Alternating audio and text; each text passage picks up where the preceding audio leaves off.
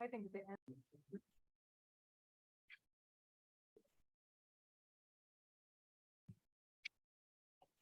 At this time, we will begin our Adrian City Commission work study session for October 3rd, 2022. Roll call, please. Mayor Heath, Present. Commissioner Howell, Present. Commissioner Robert, Commissioner Miller, Present.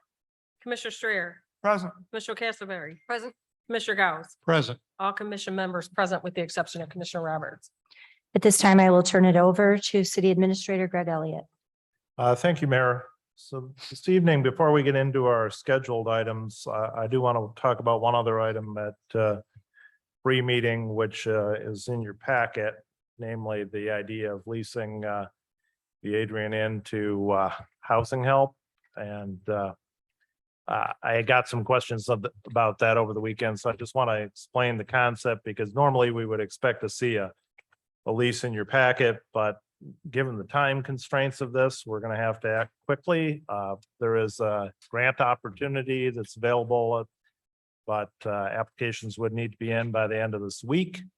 And so in order to facilitate that, it would need to be the case that housing help, if they're going to apply for that, had an interest in the property at the time of their application. And so what I have in my mind as the concept is that essentially we just let them operate it, take on the existing staff there, collect the revenue that's coming in and pay the bills as they come in, not trying to make money off it, obviously, essentially letting them operate it the same way that we operate it and relieving our city staff of that burden.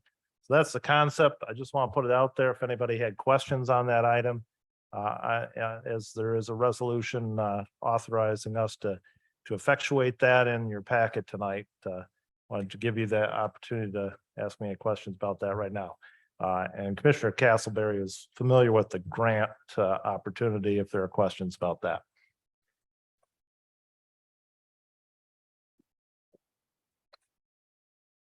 I know Commissioner Roberts did have some questions about it, so we'll wait a minute here and maybe let her ask. Commissioner Roberts, we're just having an opportunity for questions regarding the potential lease of the Adrian Inn to housing help right now. If you needed any clarification on that item or anybody else does.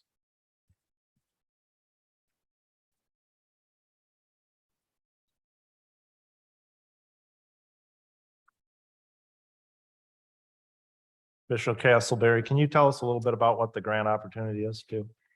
So HUD, the Housing and Urban Development Center of the federal government, has lapsed funds that they've been collecting, and they have given them to the state to disperse out. So we're actually between our continuum of care of Lenawee County is writing about $2 million worth of grant requests. One of the grants is the shelter infrastructure funding application through MDHHS and in partnership with the Salvation Army of Eastern Michigan. And it is a $500,000 grant. Housing help, we have talked at length about some of the repairs that Adrian Inn needs. One of them being water heaters right away. This grant would help us. As many of the, I call them guests in my shelter, as many of the guests at the Adrian Inn are being case managed with housing help, to help find permanent housing. We could write a grant for $500,000 worth of equipment or change or help to make sure that people had hot water at the Adrian Inn, make sure that the railings and things like that are a little more stable. So we're looking at the greatest need, and we could write that in that grant. We didn't get much turnaround. This grant came out very quickly, and we only have about a few weeks to write it. So it's due Thursday at 5. So they didn't give us much time to turn this one around. There's been a couple that way this season.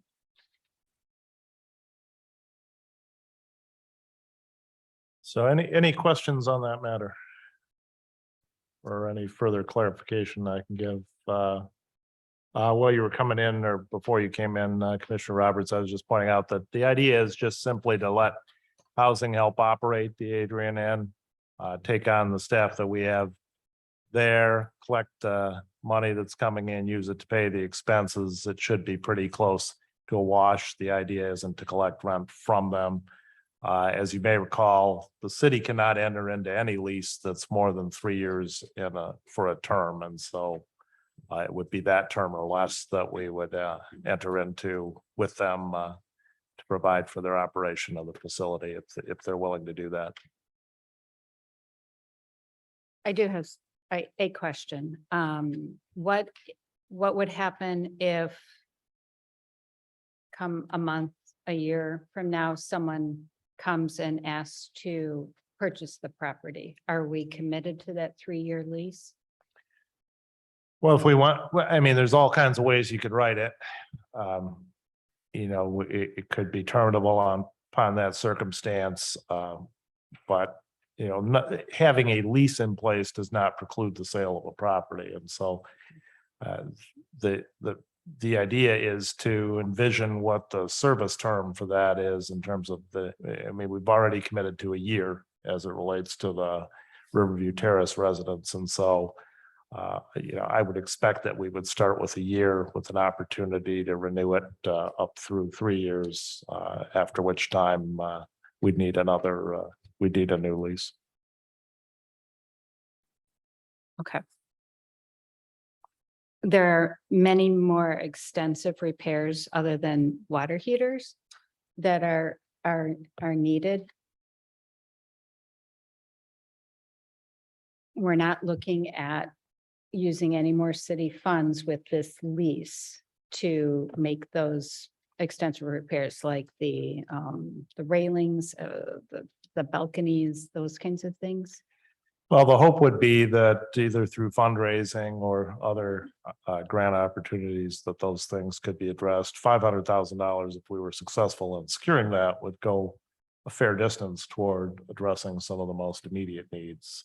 That wouldn't be available to us. That it's available to Housing Help because they are in the business of operating a shelter program.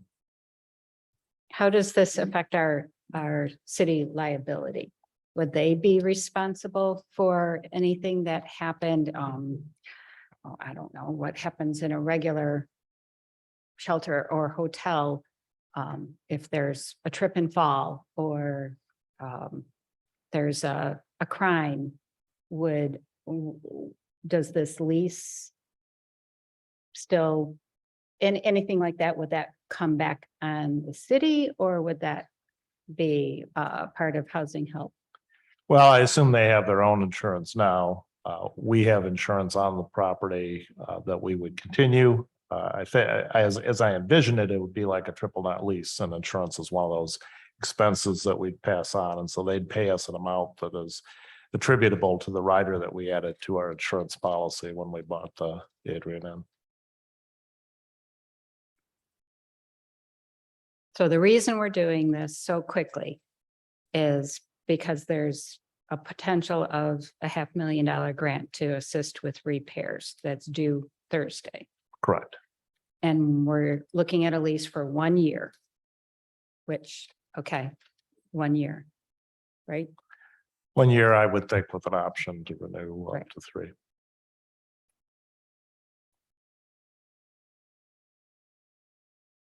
Again, I want to apologize, not just to the commission, but to the audience. Sometimes I do work and my boss arrives in my office when I'm ready to leave. So I really apologize about that.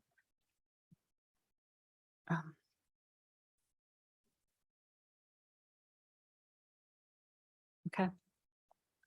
Other questions on that item? Okay, hearing none, our first scheduled item is a presentation regarding the e-bike program. We have Frank Nagel here from ProMedica, and I think he has a PowerPoint to show us regarding that.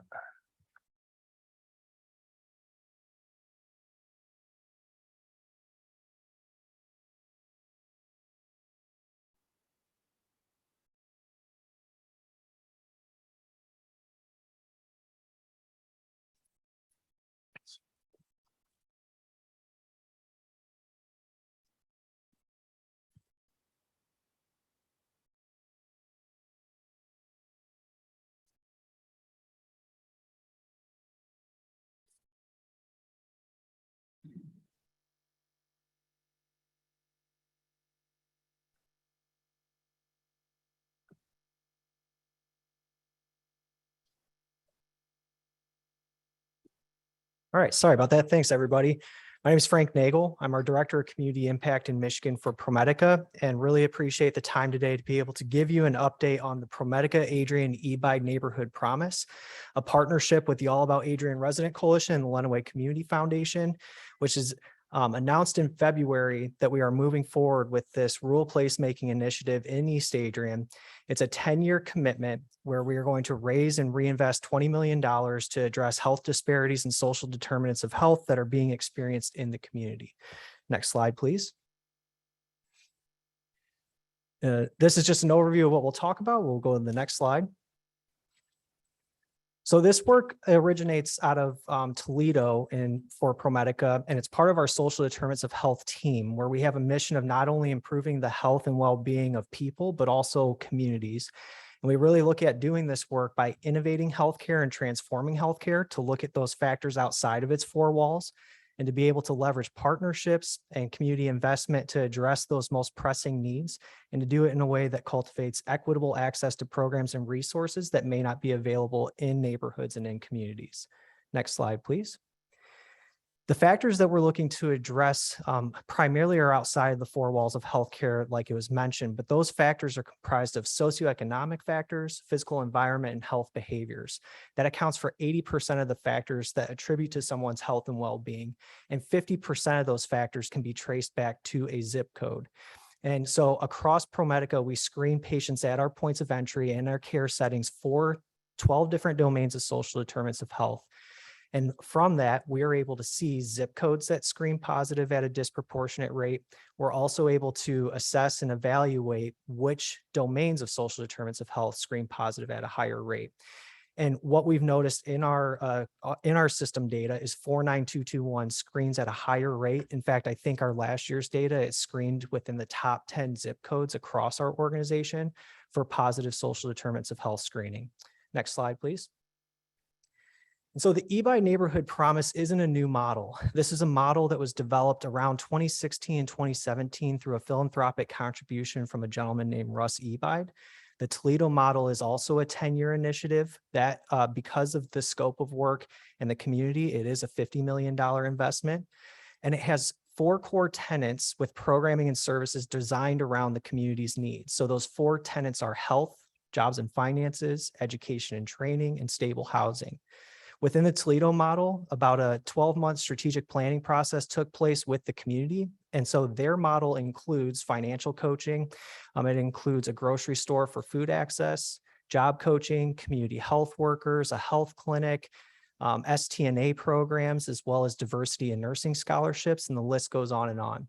But that program was designed with the community and with residents. An advisory committee or a resident coalition was established through that initiative, and ultimately helps to steer the direction of how the program is implemented. Next slide, please. So within the uptown market, this is just to give you an idea of how the Toledo model was rolled out. The uptown market is next to our downtown market in downtown Toledo. So our steam plant is right along the river, and that steam plant is our headquarters. And uptown is that shade of light blue where we have an eBide Center. So the eBide Center is a physical building located within the neighborhood that houses these programs, and that also leverages funds raised to subsidize programming, so it's no cost and it's attainable. Again, we ran through those programs, so I won't read through those again, but this is how it was designed in Toledo. Next slide, please. So in Lenawee County, this is going on 14 months plus ago, where we started really connecting with the resident coalition, with stakeholders, to really look at the health conditions being experienced in Lenawee County. And we surveyed the the Center for Disease Control and Prevention's Social Vulnerability Index, and identified 3 census tracts in East Adrian that had SVI indices of from 0 to 1, 1 being the least favorable. Those scores were 0.97, 0.95, and 0.92. The next closest was in a range of about a 0.8 and 0.72. So there was a gap between the disparities in those communities. And so what we did is we took it a step further to start looking at what are the social determinants of health, and what is the data for the neighborhoods within the community. Something we saw right away is there's a more diverse demographic residing within the community, and that there's some perceived disproportionate health implications. So health disparities, health complications compared to the rest of the county. Next slide, please. And so just to give you an idea of geographic areas, the map on the left side, it doesn't encompass the census tracts completely, but from Main Street to the right, going over by the red line of the map, going down to Beecher and just below, pretty much encompasses the 3 census tracts that are of focus. And from the data and from our community planning sessions, we landed on really centering these services on the right side of the map as close to the center of East Adrian as we can get so that we have the most accessible programming possible. So that is the primary location where funds will be reinvested, but it does not exclude the community from receiving those services. And so the surrounding areas of East Adrian and the community, the goal is to be able to connect those programs and services to neighboring communities and to residents in the county, but also to really focus on rural placemaking in East Adrian. Next slide, please.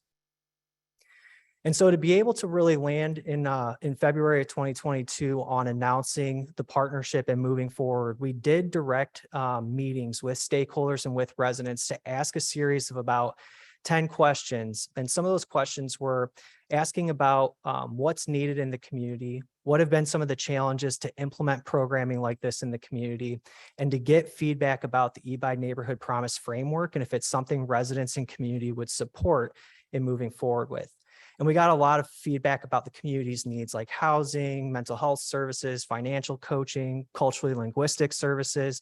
But overall, the short version is we had overall consensus to move forward and continuing to pursue this initiative. Next slide, please. And so we really started to dive deeper into post-announcement, the planning process. So in May and June of this year, we held community planning sessions, and we did a planning session for each of the 4 core tenants. Within that planning session, we walked through what are the community's health needs, what does the data tell us, and then what are the recommendations and priorities that we are going to land on as part of our strategic plan. So when you're looking at this slide here, we did the community engagement in the first 10 to 12 months with community. The resident leadership was already formed. So unlike the Toledo model, a resident coalition had to be created. We're fortunate to have a group like the All About Adrian Resident Coalition that's already been in place and been active and really advocating for the health and well-being of East Adrian residents. So we were able to dive right into planning, and normally community development plans like this, I think the Toledo model did about 9 to 12 months of strategic planning. We pulled ours together within 6 months. And what you have on the back sheet of that summary page that has the diagram on the front are the key recommendations and priorities that came from that planning session. And I'll run through those in a minute. Next slide, please. And so I won't go through all of the data, but we have this data available. So if anybody's interested, please contact me. We're happy to share this. These are data placemats, if you will, that we pulled data for East Adrian, the 3 census tracts that we mentioned, and we compared that data to Lenawee County statistics. So ProMedica has a license to a data set or a data platform called My Sidewalk.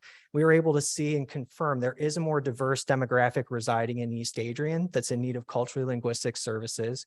We did identify that there's a need for preventive health screenings and services that aren't currently accessible, and also higher rates of chronic conditions compared to the county.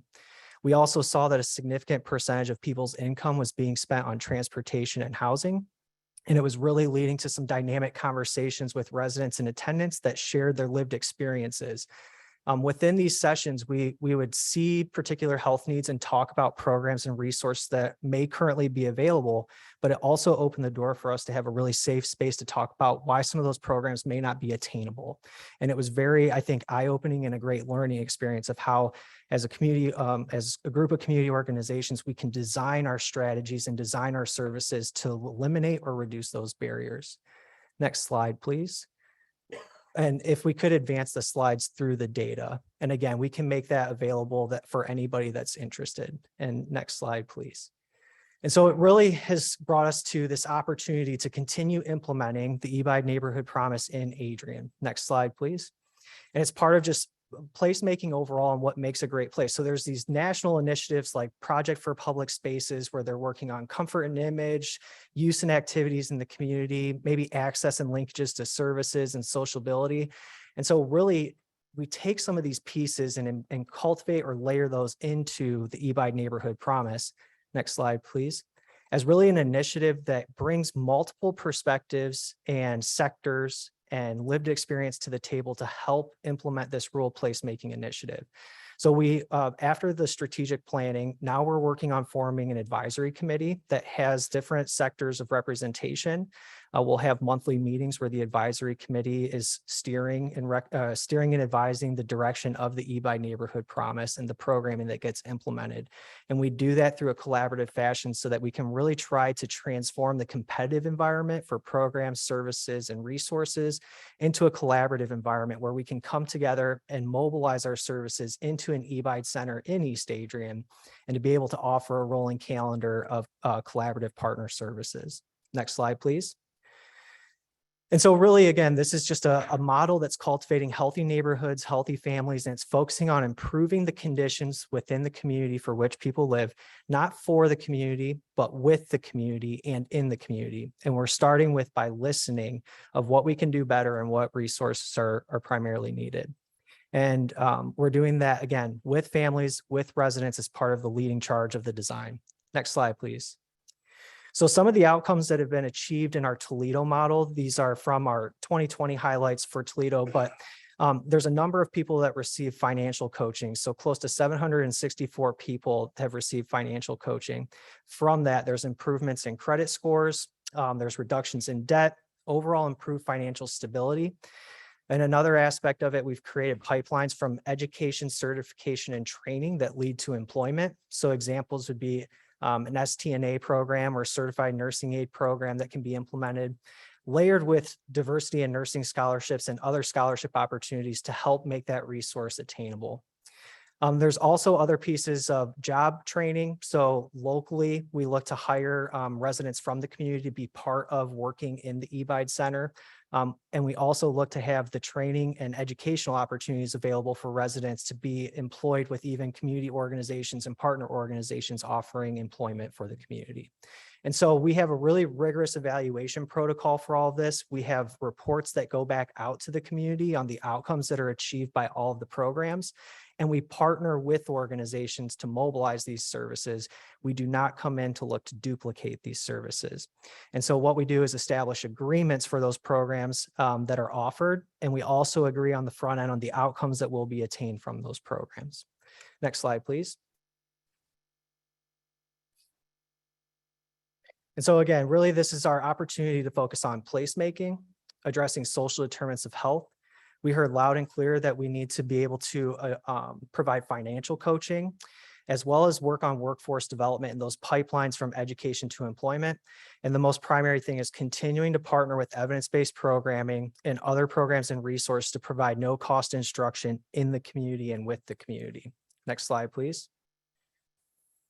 And so from the community planning sessions, some of the recommendations and priorities that came from the community were to have a health equity component that focuses on, one, securing a center located in the neighborhood that also includes a technology center to address digital divide that provides computers, Wi-Fi, and a space for residents to be able to work on resumes or career development and planning. We'll have satellite offices for partner organizations to provide services, and we'll create a calendar of partner services offered in the community. We'll be hiring a diverse team to provide culturally linguistic and culturally competent services in the community, and continue collaborating through the advisory committee that's formed with other organizations so that we continue to leverage our resources and maximize the use of our resources.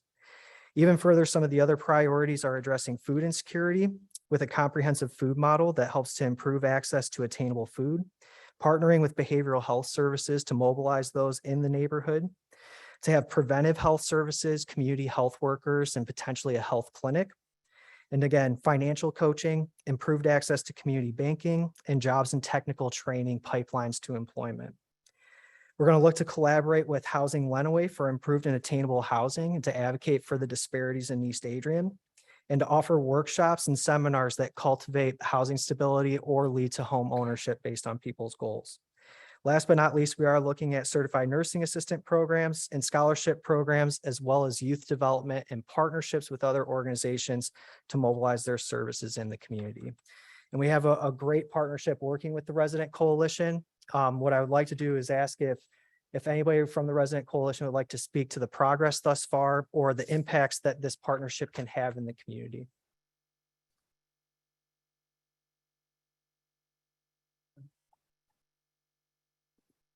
Hello, Keen Ramos here. I'm sure you haven't heard of me before. Of course, I'm the chair of the All About Adrian Resident Coalition, and I'm very excited for you all to finally hear about the Adrian E-By Neighborhood Promise initiative, and so that we can get some resources to a long forgotten part of our city. And I hope that you all support it. This has been a long time coming. I'm very excited to have you all hear more about it. I'm very excited to see implemented. Of course, there was an announcement of it back in February, and we've come a very long way since then. We've had numerous advisory committee meetings and numerous meetings with organizations. So I look forward to you all seeing a lot more with us and helping work with us. And of course, it's a part of our city that's been often forgotten. So I'm thrilled to see some more care put into that area. And so what you can expect for next steps, this is an initiative where we raise the funds and reinvest them in the community. So more fundraising initiatives. We're also pursuing grants and funding opportunities. And we're currently meeting with community organizations about their programming and abilities to mobilize that, while we're also working on securing a center. And while we're working on securing a center, it will be a renovation. That will take time. So we're actively looking for rental properties or rental space within the community so we can start now, because we know the needs are here right now. And so again, I really appreciate the time. I apologize if we ran over, tried to condense a lot of information down, but happy to answer questions if there's time or to provide any follow-up that would be of interest. I have a couple of questions. So you commented a couple times about nursing assistant job training. If I missed it, I apologize. Is there other job training opportunity that you just haven't mentioned that you're still looking into? Yep. Yeah, we're looking at partnerships for the job training, because a couple community organizations have started working in this space. So we're going to look to partner. But when we looked at employment opportunities in the community, the technical jobs, the trades had more openings available. And we also heard from residents that the technical trainings or the skills training jobs were of interest also. So we're looking to form those partnerships. We wrapped up the community planning sessions, but we're really getting into like the polishing of the strategic plan that has those finer details in it of what exactly each program will look like. The other question I have is, I noticed on the map, a big chunk of the area, I forget what you called the area, that box is in Madison Township. Have you been working with Madison Township commissioners? So that's part of our follow-up is we wanted to start within the heart of East Adrian with residents, and then we're coming to city, county commissions and doing more of the engagement of what the core priorities were. So we haven't done that yet, but that's part of our process now, is to get even broader based community feedback on the key priorities, so that as we get into this second stage of the strategic plan, we can get as inclusive and really detailed as possible. And this might be a question for Mr. Ramos. Do any non-Adrian residents come to the All About Adrian and the coalition? Like, would some of the ones that come from Madison Township come to your events? I mean, occasionally, it really depends. We've had times where we've had people from outside of the county come and visit because they just wanted to see what was going on. So it depends. Of course, our meetings mostly focus on East Adrian residents and people who be affected by it. Of course, I have a long family history in East Adrian and thusly a lot of Madison, given that I had in total on one side of my family, 8 uncles and 8 aunts. A lot of them stayed local and in that area. So I do have a lot of ties there, and of course hear from some people who aren't necessarily in the city limits because I'm related to a lot of them.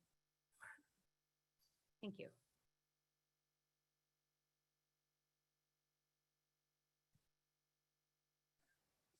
I have a question. As you know, I recently toured the Toledo E-By Neighborhood Promise. One of the things that I was impressed at, we talked about was the kitchen.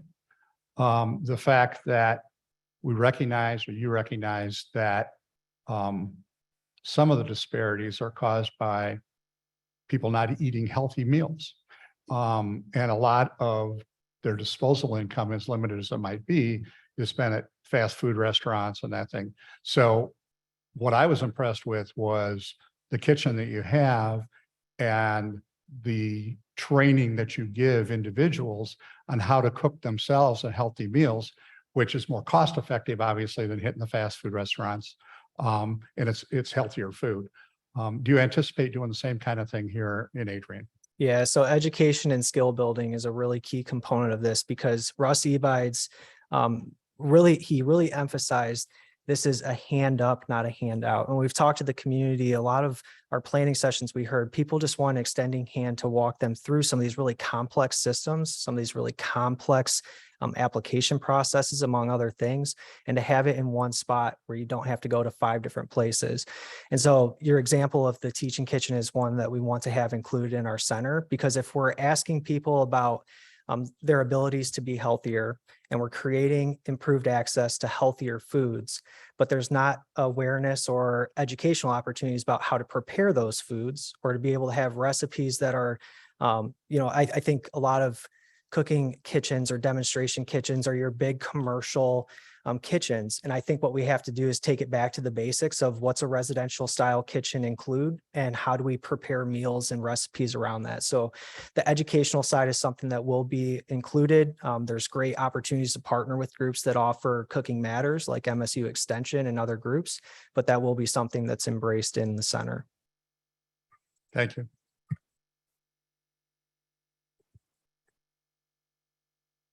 I just want to say, thank you for the data, and if anybody gets a chance, to review it, it was, I don't want to say alarming. I was blown away by the data that you collected, and I didn't get to attend all of the meetings, unfortunately. But it was very informative to, hear feedback from the community and then apply it to that data. It was very impressive, and the things that you have put together have been amazing. So as hopefully one of the partners that gets to work with you, I'm really excited about the eBide 2.0, or what are we calling it? The Adrian eBide. Sorry, Adrian, I'm yep. saying it wrong. I'm a step behind.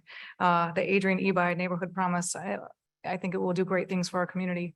I appreciate that. And since we've lifted this up, we're also working on our abilities to share more of this information. So we will have a website, we will have a Facebook page. We're actively working with our marketing teams on those things, but we want to try as much as we can, get the information out now while we have it, while those things are being developed. And I appreciate that feedback, because that's something we want to do on an annual basis, is to continue reviewing this data, keep pulling it to make sure we're looking at the most current information so we can make the most data-driven decisions that we can, and not just rely on the data and our perceptions, but to have lived experience in our residents at the table, really helping us to shape this design. Frank, you mentioned that for the people here in the gallery and also on Zoom, that they could reach out to you to gather the information. It's very compelling and startling in some cases. How would they do that? How's the best way to get a hold of you and Yeah. get this information? Absolutely. The best way to contact me would be email, and my email is frank.nagel@promedica.org. And I have business cards with me, so I'm happy to hand those out to anybody that's interested. But email would be the best way to contact me, and I can certainly follow up in a timely manner. And as you're looking at this space in the future, like what are you looking at, like what kind of size? I know you said like, to have some offices, to have the technology there, but like Yep. what exactly are you looking at, and what time frame are you looking at with that? From a time frame perspective, I wish it was yesterday, but we're actively looking at some properties right now that were recommended by the community, and we're hoping to be able to have an offer. I think we have an offer in, and we're waiting on feedback on that. But what we anticipate based on our design in Toledo and the size and scale of the community in East Adrian, that we'll need a space around 6,000 to 7,000 square feet. And with a design where we are able to provide transparency to the community of what's available in the front of house. So the front half of the building, being able to show the programs, the workshops, the technology center, the programs that are available, but then anybody receiving direct services to be able to have a space that's private and confidential so people can receive those services kind of in a more private setting behind the scenes. So we will have the technology center. We know that we're going to also have a kind of like lobby of sorts where people can work from that area. We're going to have satellite offices where partner organizations could come and offer their programs and services on a routine basis. We'll have our staff offices in the back of the facility. And then we are going to have a food insecurity initiative, or this, the Food Access and Insecurity Initiative, where it's kind of like a comprehensive model to provide food based on people's needs. So we're still designing what that all looks like. We anticipate we'll need that much space. We are looking to have a lot of multi-use space. So a conference center that could be converted into workrooms or classrooms so that all this program can be offered, but that we also are responsible with the funds we're raising and reinvesting so that we don't have empty space that's being unused. And I just want to thank you as well for participating in those community discussions. The diversity of backgrounds that came into those discussions and just the facilitation of those discussions and just hearing the needs and everybody's perspective. I just think it was very eye-opening for everyone there. And it was a great beginning point as we move forward. But I just think in general for our community, just having those discussions alone already has made a huge impact. And everyone is, listening to each other and hearing their perspectives and they are feeling heard. So thank you. I appreciate that. And I really want to emphasize those meetings we create, and we emphasize guiding principles that we will have a safe space for people to share their lived experience, which is expertise. And we need to be designing our programs and services around that rather than maybe our perceptions of what's needed. So thank you for that feedback, because like you said, it's just the start. There's a lot more to come. Frank, I was involved in those early meetings when eBay was brought to the table, and I was really, impressed after the first one of who was at the table, right? Because a lot of times people think that, they're passionate about an issue, whether it be the east side, west side, north, south, whatever. But I was really impressed with the different backgrounds of citizens that were on the table, being able to put their input into this project. And then, but then I heard that what's going to happen. And then now it's back.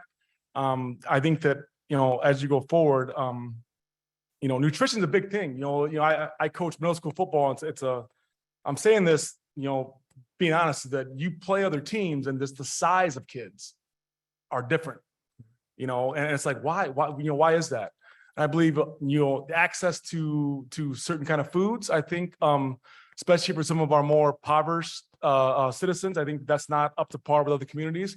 And when we talked about it in the beginning of those meetings, it was one of the key factors was to have the center right in the heart of the neighborhood that needs it the most to be lifted up. And so I am very, very happy that it's going forward. I think that you guys started from the beginning doing it right by inviting the right people to the table to give their input. So very happy that it's going forward. Thank you.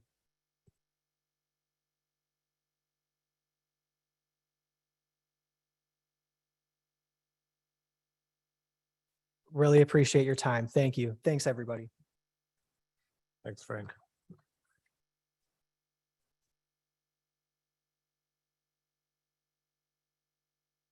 So I had envisioned some questions about the Piotr Center in connection with this. It's not really related to this, but as we're talking about facilities on the east side, that's our facility over there that currently operates as our senior center, is rented out for some other purposes. And I know some of the commissioners have had questions about that in the past and what its status is. And so we've got, John and I had a chance to take a look at how we came to be the owners of that and what the conditions on such ownership are.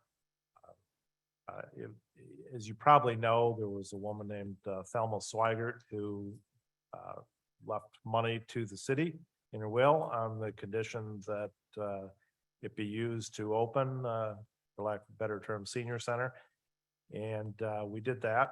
And likewise, the funds that were provided, which were substantial, needed to be set up in either spent on that center or set up in an endowment for the upkeep of that center, and that was also done. And so there is an endowment that we hold right now for the maintenance of that center.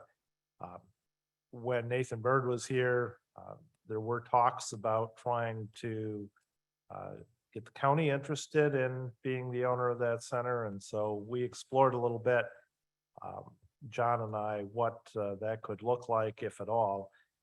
And I think the conclusion is, and John's online here, he can correct me if I'm wrong, but as far as the endowment that we hold, we cannot transfer the ownership of that. It was meant for the city of Adrian. It was devised to the city of Adrian. And so that needs to be spent on that building. That building likewise needs to be operated as a senior center, although not solely as a senior center. There needs to be a senior center in there as a condition of that devise. And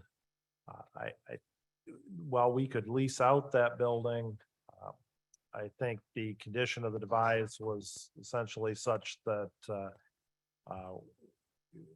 for the same reason that the endowment is in the name of the city of Adrian, the building should probably stay in the name of the city of Adrian.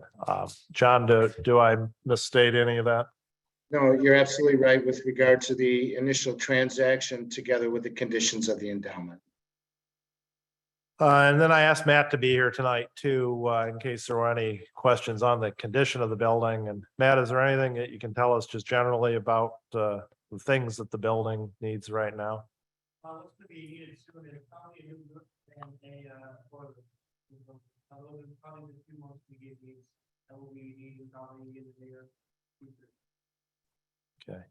And I think there is money sufficient in the endowment to address those issues, but just wanted to give you that update as long as we were on this topic, and open it up for any questions that commissioners might have about the Piotr Center. Other than the senior center activities, what are we using it for?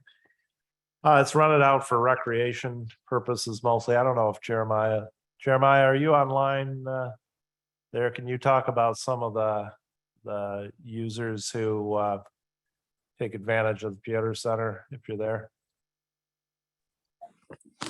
Yep, I'm here, Greg. I'd say about 85% of the rentals are done through the YMCA. So the YMCA uses it for adults volleyball leagues throughout the winter. And like I said, roughly about 85 to 90% of the other time, it's used by the YMCA for their volleyball hitters programs. And that usually runs from anywhere from about 5 to 5:30 into the evening. So the majority of the time it's used by the Y. There is an occasional small group that does do about an hour's long pickleball around noon, but the majority of it is used by the YMCA. Thank you.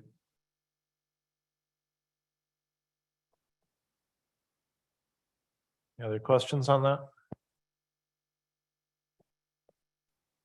Not moving on.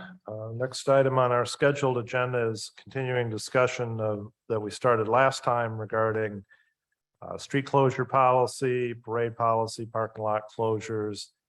I know we've all heard a lot from folks during the intervening 2 weeks here that may have spurred further thinking. I gave you at your place on the table 3 pieces of email correspondence that I received. I know Jay Marks, who's online tonight, sent an email out to the DDA membership regarding what was proposed, and one of those pieces of correspondence was in response to that. I guess I'll just open it up for the commissioners to share any additional thoughts that you've had over the last 2 weeks here. I guess I'll go first and kind of set the stage here per se when it comes to this issue. Is that last meeting was a discussion. That's all it was. The city commission opens in a transparent forum. We conduct our business as such also. Any policy that's set by the city commission is adopted by the city commission. It's not the city administrator, the city attorney, the city clerk, or city staff. It is our policy. Okay. There's other policy we're looking at as a collective body, point of sale. That policy's been going on for a year now of talks. So nothing that happened last meeting is set in stone. We want public input. We want the public to tell us what they think about any particular issue. But, you know, I'm gonna make some comments in the regular meeting and commission comments, but I'm not gonna go there now. But I want the public to understand that this is not Greg Elliott's resolution. It's not his policy. If adopted, if we amend it, if we change some things, it will be the city commission, there'll be the 7 of us that take sole responsibility for that. It's not city staff, not city administration. So I think that over the last week, it's been very fairly minor, we're under attack up here. And my comments later will dissect that a little bit more, but you know, I can't sit here and allow our city staff to get attacked by a policy discussion. It was a pre-meeting study session. You know, anybody that knows me personally knows that I will talk to anybody, right? We don't have a pre-meeting discussion and then come out in front and vote on it, ever.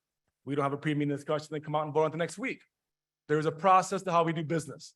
People that have worked in other boards or other committees, they may not conduct their business like that, and that's totally fine. That's their board, that's their that they can run it their way. But the city commission operates in a transparent fashion, and you guys will always know when we know when it comes to policy.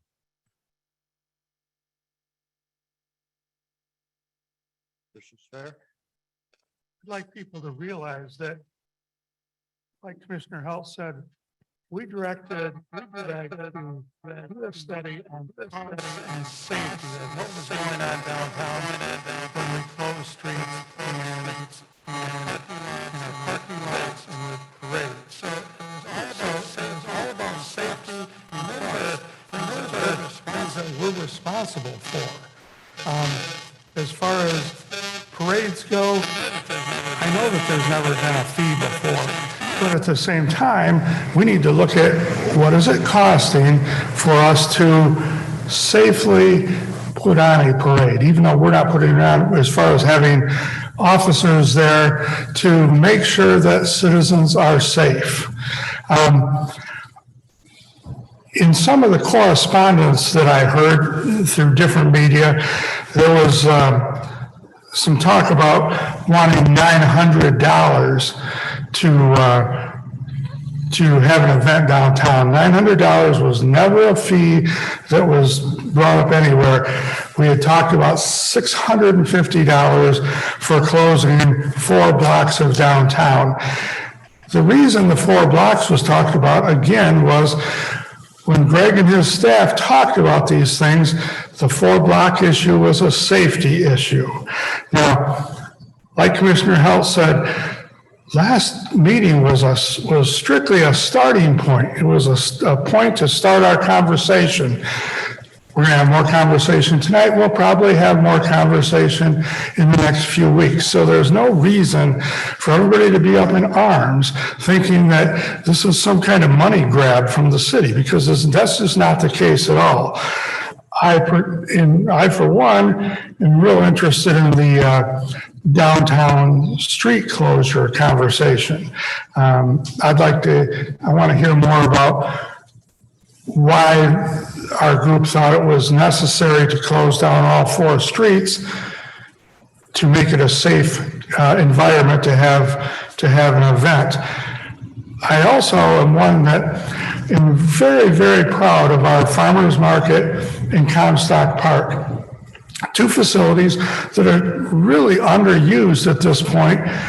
The farmers market is going to be improved because of some work, partnership with the Croswell. I personally don't want to see any private entities closing down our streets. That's just me personally.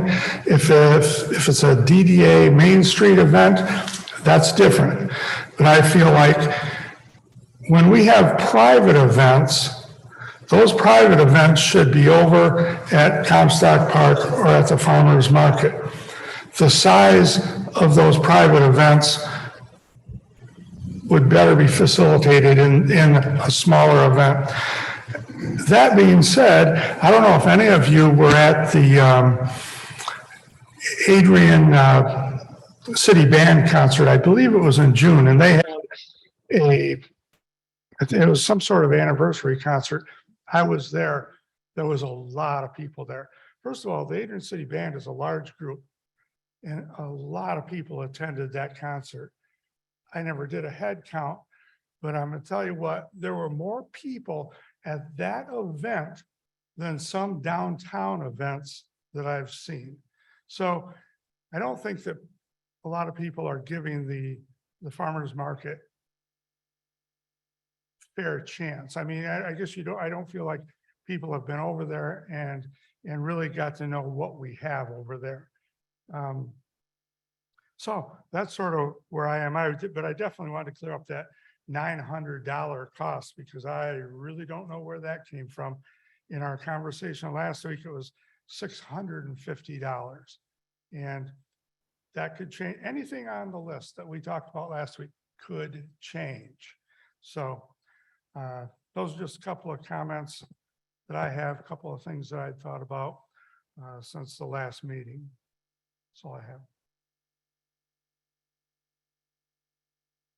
Mr. Elliott, could that $900 amount come from the deposit? Is that what people are thinking? So, That's possible. Yeah. I so don't it's know. $650 for the actual rental fee. They have to provide a $250 deposit. But that's a deposit. That's a deposit that they will get back if they follow all Right. the guidelines. So, yes. So that's where the $900, I imagine that's where the $900 came from. I would like to address the concern I have that there have been many people that have emailed and or contacted me that believe that we are being discriminating against a certain group. If anyone would like to look at my emails, I asked Mr. Elliott and Michelle back in May. I had planned on doing it earlier, but I went back through and I looked. May 16th, I received emails replying to my request for concerns I had about the number of parades and street closures in downtown Adrian. May 16th. Long before any events from the summer were happening that I knew about. Long before. So keep that in mind. We have been concerned and discussing this for months. This is not anything new. And I imagine if you would like the same report, well, although now it's outdated since this was back since May that I received, I imagine it can be distributed again with information about how many street closure requests, how many parade requests we have received. I believe mine was for the last couple of years. And I realize now that it's not a good correlation because of COVID. We weren't able to do some of those things, but at least it's a starting point to determine how many times does this really affect us? Because we can all think, oh my gosh, the streets are closed so many times. I feel like they've been closed so many times downtown, but until you know the facts of how many times they've been closed, you really don't know what we're addressing. So I just want that out there. We have been discussing this for months and months and have received concerns from residents and downtown businesses and others about this issue. If I could add, Commissioner, the starting point here is that currently parades are free and anyone who wants to have a parade can have one and can thereby cause our police department to escort them on any route that they choose anywhere in town. Currently, the price for closing all 4 blocks of downtown is $75. And anyone who wants to do that can do it for any reason or no reason at all. We've been fortunate that those who have had parades and those who have closed streets downtown for events have done so responsibly and have had the city's best interest at heart. But that may not always be true. And that's my great concern, is that we need to have a policy for when that happens and how that happens, so that we can ensure that we continue to have good events, good parades that the city can be proud of.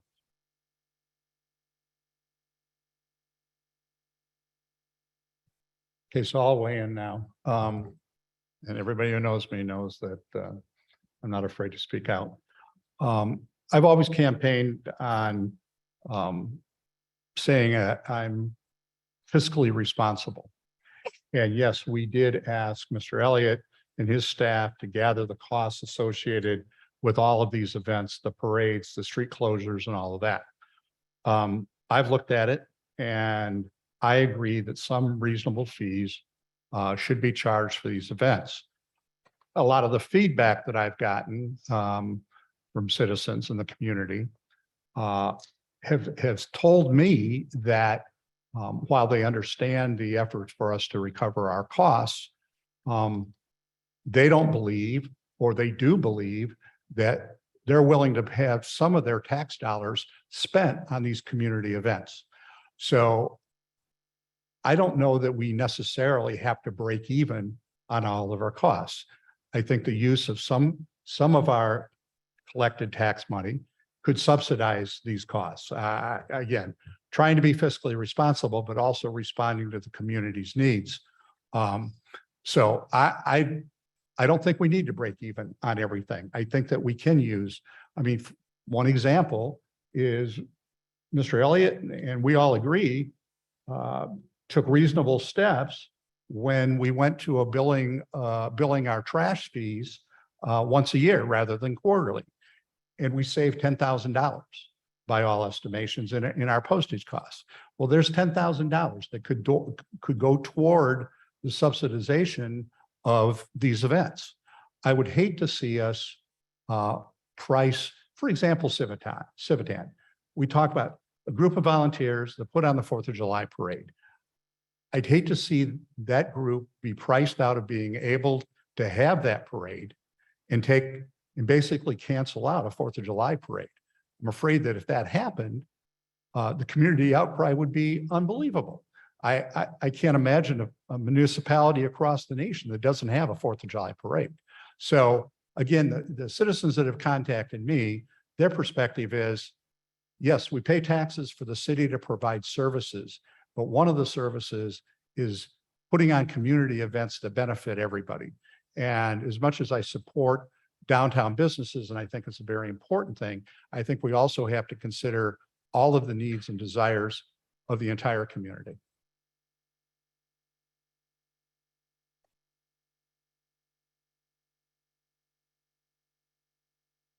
I think we find ourselves in this predicament because we were trying to help the community during COVID. That's why I feel like we're at this point right now, because during those times is when we did have private groups coming and asking because they needed to do outdoor events or other events that may have been inside before, they needed to be outside.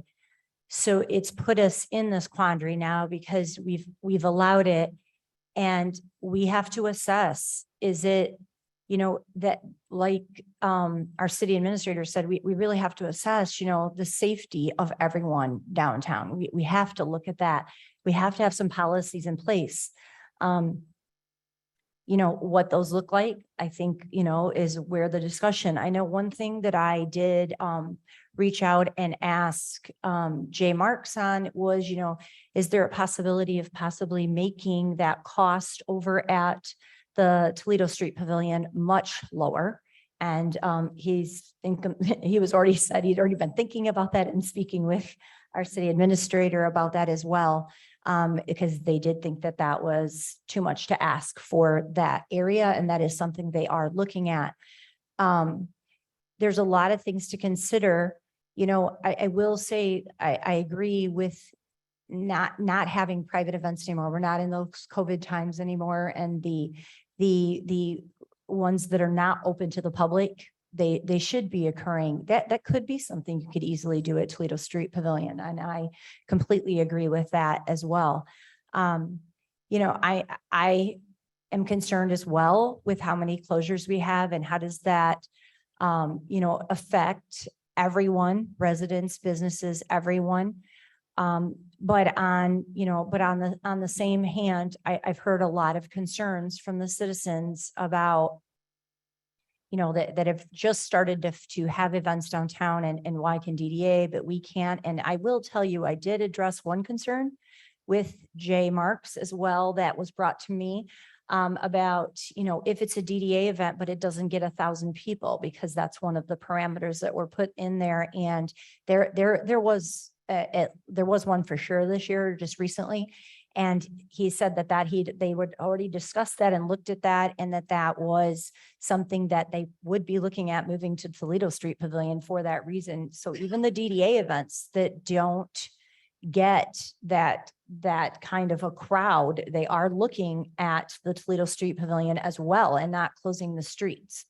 One question, I guess I would just, I know Commissioner Strayer brought it up as well, and if City Administrator Greg Elliott would like to address that, is just, can you just talk about a lot of the questions that we have received are about why closing all 4 streets, and just addressing the safety. Maybe it's also, you know, just because it seems like it is a lot of times one block that gets closed more often than the other. But I know Commissioner Strayer brought that up as well. So if you could address that. Yeah, Mayor, so I think a few things went into that as the committee talked about whether or not all 4 streets would need to be closed. On the one hand, say if you close the entire length of Maumee Street, for example, in that situation, the intersection needs to remain open for traffic. And the concern was that while people are going to forget that intersection is open, they're walking in the street, they may walk out into the intersection. You know, I don't know that that's is huge an issue as some others, but I think that was in the contemplation. As you allude to, Mayor, the fact that when people close one block downtown, they always seem to choose the same block, which is the block we're on. And businesses on that block have expressed their concern to us that, you know, why always us? Why is our street always closed? Why do we lose our on-street parking? You know, it's never any other blocks besides this one block of East Maumee Street.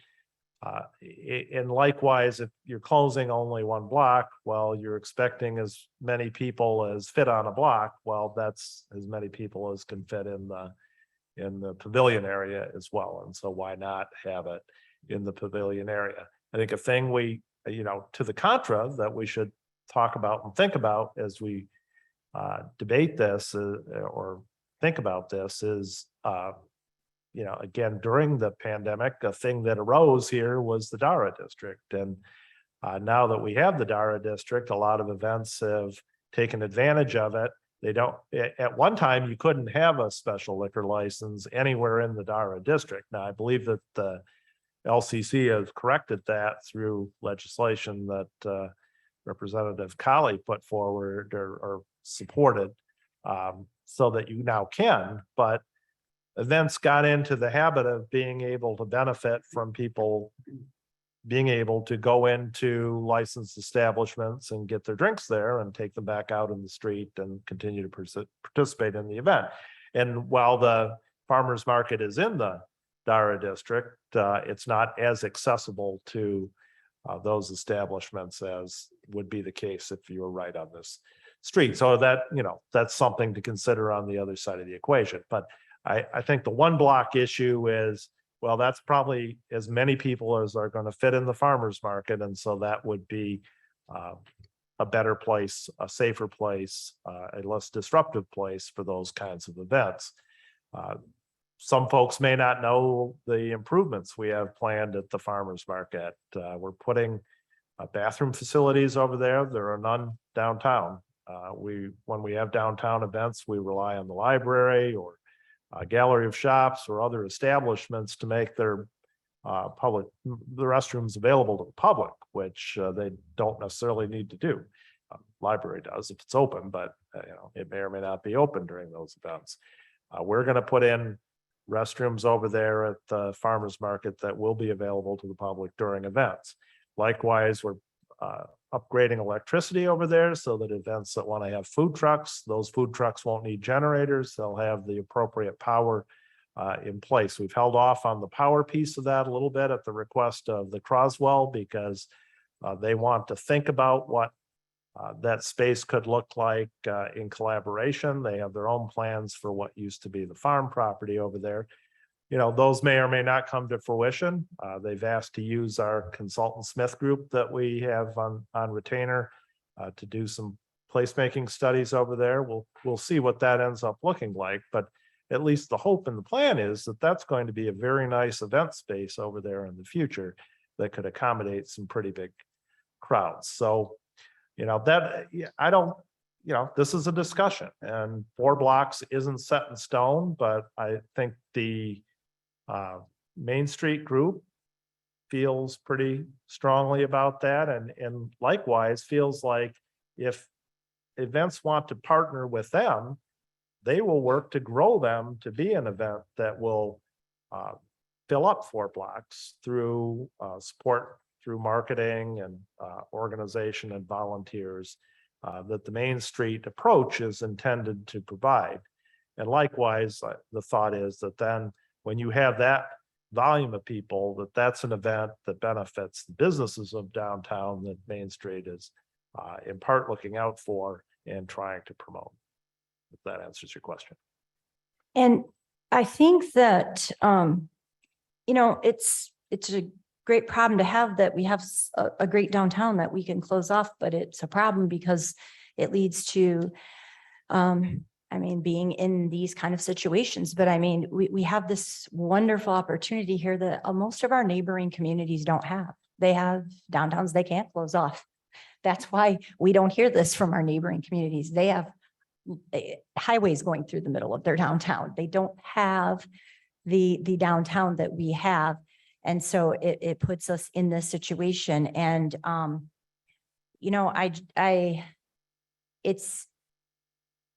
it's something that, I know that there was an email that was sent to you, Greg, that, suggesting maybe we look at is it something where it can move blocks as, just as an idea where if we were to go with a 1 block, if that is something that does come to the table, is it something where it can be rotating? So it's not always affecting a certain block. And I had been thinking about that as well, but I also knew that the reasoning for closing it all off downtown was for it being a larger event and also just for safety. So those are things to think about.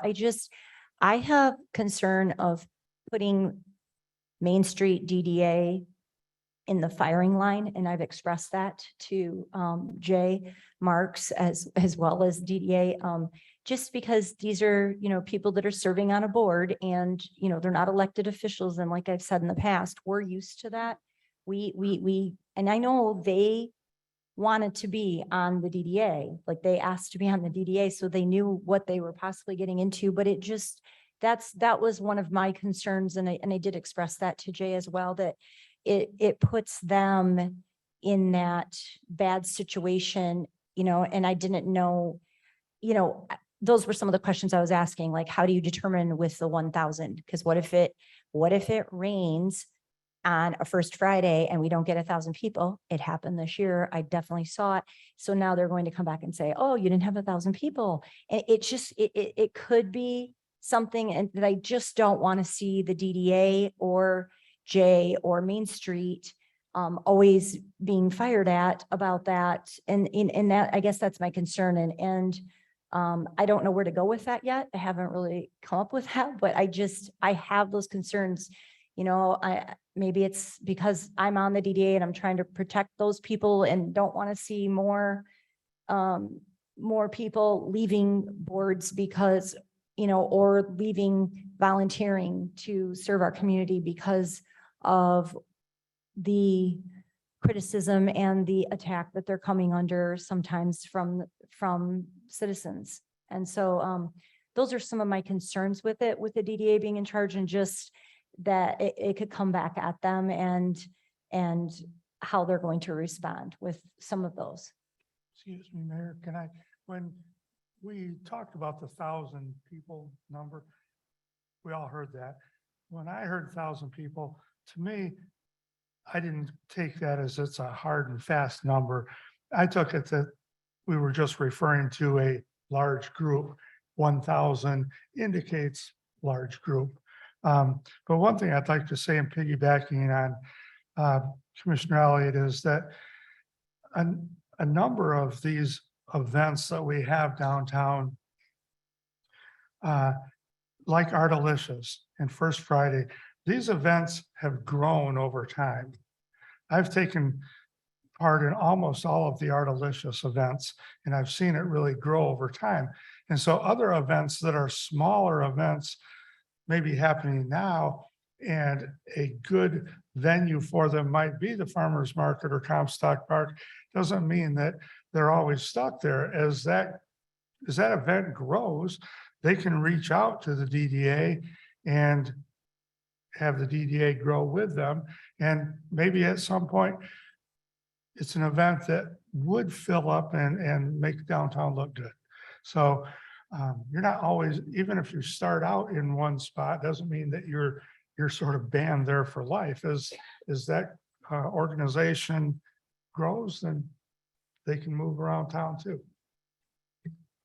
And one thing with, the parades, I could not agree more with that if you can't have a parade if you don't have a 30-day notice. I couldn't agree with that more. That it was very concerning when I heard that, when our chief of police said that a lot of times they have a few days notice, you're really going to need that 30-day notice. They have, those are reserves that they're getting out there, and those are volunteers in it, and it's going to take some time. And that really needs to be in place, that there is that policy of a 30-day notice, at least, in my opinion, maybe even more, just to ensure that we do have the safety of our community out there.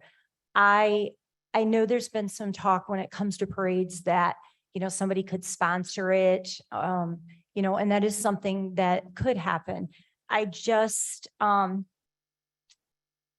very caught when it comes especially to parades right now, because I feel that is something that possibly, that we can use some of the excess money that we've, like Commissioner Gauss said, with the $10,000, use some of that towards, whatever it might be that we need to put towards those parades. But especially the longstanding parades. That's why I'm really caught.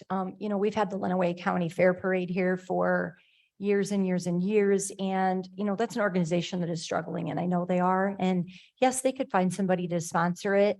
And, but, I just am feeling very caught when it comes to, parades, especially like that, especially, our 4th of July parade. A group has stepped up to try to run it, and then to say, oh, well, you're doing all this work, now you have to pay money. And yes, they can go get a sponsor, but it's concerning. And I don't know yet where I'm at with all of that, but I definitely think there needs to be a policy, if nothing else, for sure, that it must be at least 30 days notice, because it's just not fair to our police department otherwise. Street closures is a very, very tricky thing. The city's history has shown that you can lose an election by enforcing street closures. You can get fired as a city administrator by enforcing street closures. It's happened. Years ago, when I first got involved in politics, one of our higher institutions was wanting to close the street all the time. And so what happens? You got neighbors that live in those neighborhoods, call the city administrator. And when you're in his position is that, because we don't get the emails initially, but when you're in his position, it's like you have to look out for it's a fine line. We're looking out for the taxpayer, but also understanding how important community events are just for the greater good of the city. But and I'm not joking. People lose their jobs over that, or elections. That's the way it is. there's multiple businesses downtown that absolutely despise the city in every manner. Whatever we do is because we close the streets too much. And again, so when somebody called me about the current proposal, I told this individual, I go, what are we supposed to do about the complaints? How are we supposed to act? And then they told, this individual told me that they need to get involved in the street closures, in the parades, this and that. I go, we can't tell businesses how to run their business. It's not my responsibility. It's not my job. But what I want to just bring to light is that it's a very passionate issue, but it's a very serious issue because again, it's a double-edged sword. We have these great community events, but we also have people that absolutely despise having their street closed. So again, it's a very important hot button issue now, but again, we are discussing it. Nothing's set in stone. As we go forward, we will listen to the public, what they want, what city staff wants, and come together and come up with a plan that makes hopefully everybody happy in the long run. I've got a couple of more comments or questions, I guess. I agree with what Administrator Elliott had to say about concerns that some of the business owners in East Maumee who lived through all of this the one block closures. And one of our business owners pointed out to me that in the last 6 months, the East Maumee block has been blocked off. Now, some of it in conjunction with other blocks, but 17 times in the last 16 months, in the last 6 months, East Maumee has been closed up. The flip side of that, though, is I hear from business owners in the other 3 blocks and say, why are you giving all the love to East Maumee? We'd like to have our block blocked off so that the people come to see us. So there are 2 sides to that argument. And I'm not sure what the answer to that is, other than, as the mayor mentioned, rotating the assigned blocks of where, an event's going to take place. If we agree that one block closures are a good idea. The other issue is I like the idea of using the Toledo Street Pavilion, the farmer's market, as we've referred to it. I think in order to encourage smaller events, or even the ones that are large enough to support it, if we can give some kind of financial incentive, lower fees or whatever it might be, to encourage those smaller groups to use that by their choice, that might be an approach that we would want to take. The other thing I was comfortable with the last discussion we had was the idea that the DDA would be solely responsible for determining which events could occur and which ones couldn't.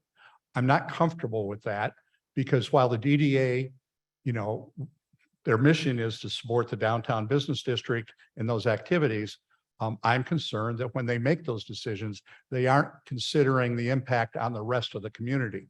And while they service the community, or should be service the community as a whole, their focus is on the downtown business. And I completely understand that is their mission.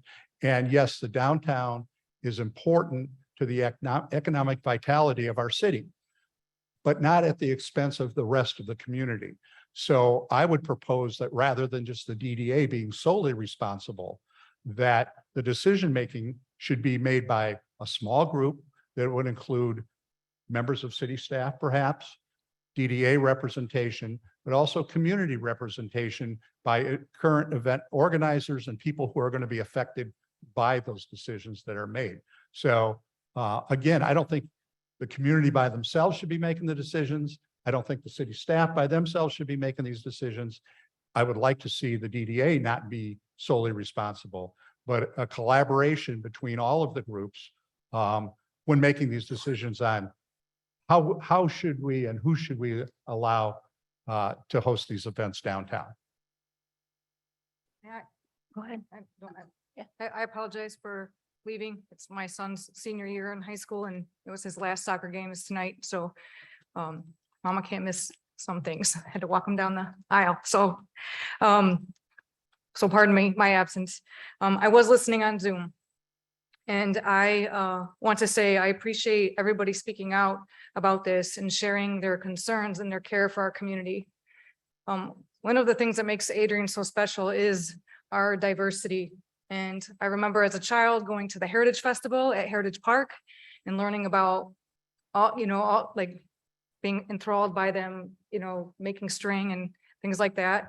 And I grew up at St. Mary's Church, and one of my favorite things was the Ethnic Festival, where each member or all the members of our church got to bring part of their ethnicity to the table. So my family being Irish was probably something with potatoes. And that was so cool to me, and I learned so much. And I am a Navy veteran, and I served aboard a ship, and I got to travel the world, and the best education I ever got was travel and learning about new and different places.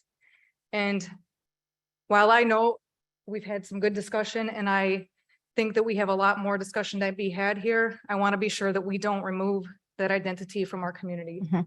I think it's imperative that we consider that in what we're doing. And we listen to that. There are people in our community that are very proud and passionate about their heritage and their ethnicity, and it is important. And I want to make sure that that continues to be a piece of our community, whether it be downtown or somewhere else. But I do think it's a community choice it is a community choice where we do that. And I just want to make sure that we don't lose that part of Adrian. That's what makes us so special. And to go along with that, one thought I had, I mean, I know it's a little hard to do this because since some events are on certain days, close to, whatever celebration is happening and why they want to have the downtown street closed.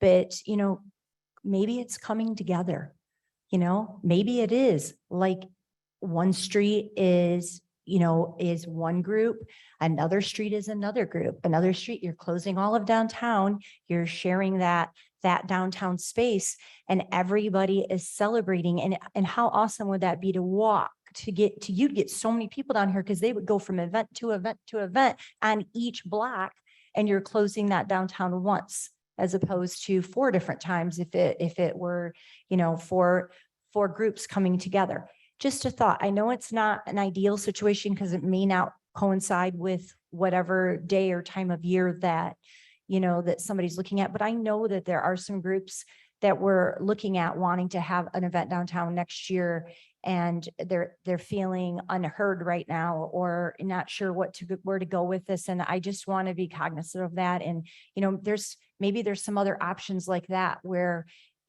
we can bring more people in, but, everybody shares a little piece of the downtown, and we coincide and come together as a community and try to make it a big community event that day. And everybody then can have that part of the downtown street. It's just a thought. Recognizing that we're starting to run a little short on time and looking at the crowd here, I'm sure there's some public comments that people want to make. I just want to make one more comment about parades. It was mentioned at our last meeting that there were going to be 3 different parade routes, and I don't know exactly what they are. But one thought that comes to mind is I don't think that every parade needs to go through the center of downtown. For example, I think the fair parade particularly, and I'm told that it was in the past, they used Church Street. That seems like a natural to start down at ZZ's or the Family Dollar parking lot, and just instead of coming straight up Maumee Street, make a right-hand turn and go down Church Street. It still leads right out to the fairgrounds. And I think if we educated the public that particular parade is going to occur on Church Street, that's where the crowds would gather. But again, I'm concerned about pricing parades out of the market, because everybody loves a parade. People want to be there. They really see that as an opportunity to come together, enjoy. The kids love the candies, even though candy gets thrown out, even though that's a pain for DPW to have to clean up the excess after the parade. But everybody loves a parade, and I'd hate to see those go away.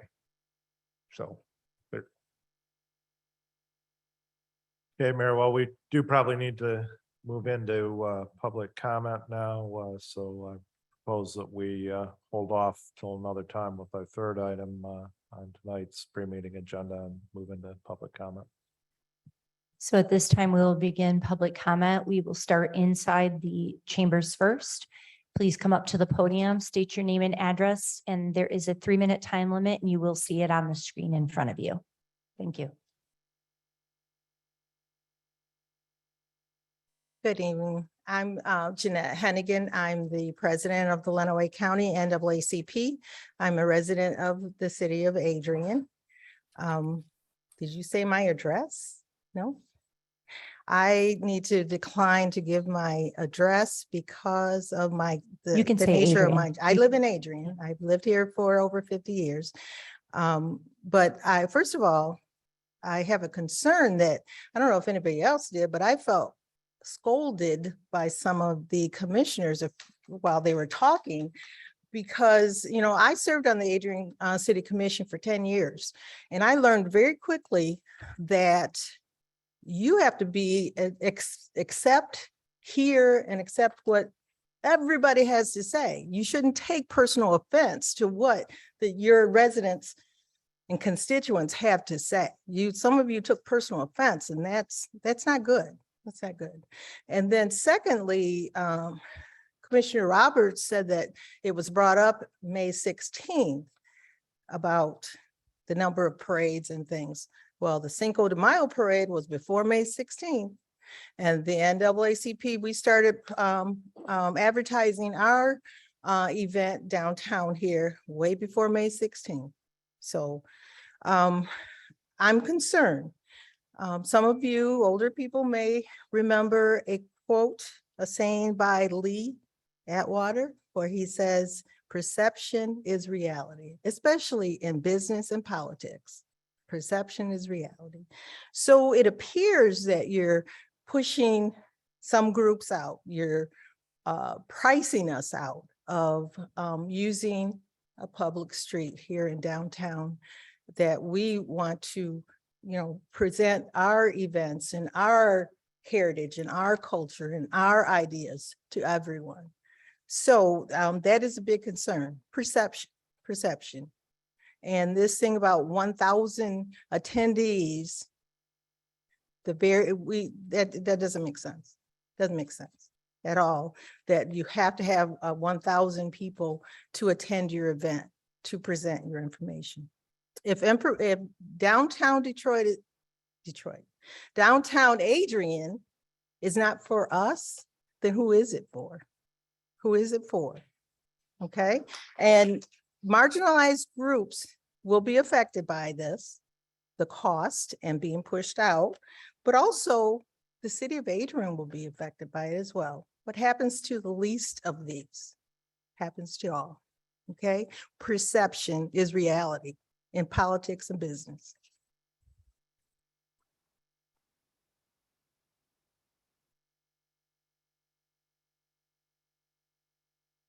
Hello, Ashley Cavazos Frank, 141.5 South Main Street.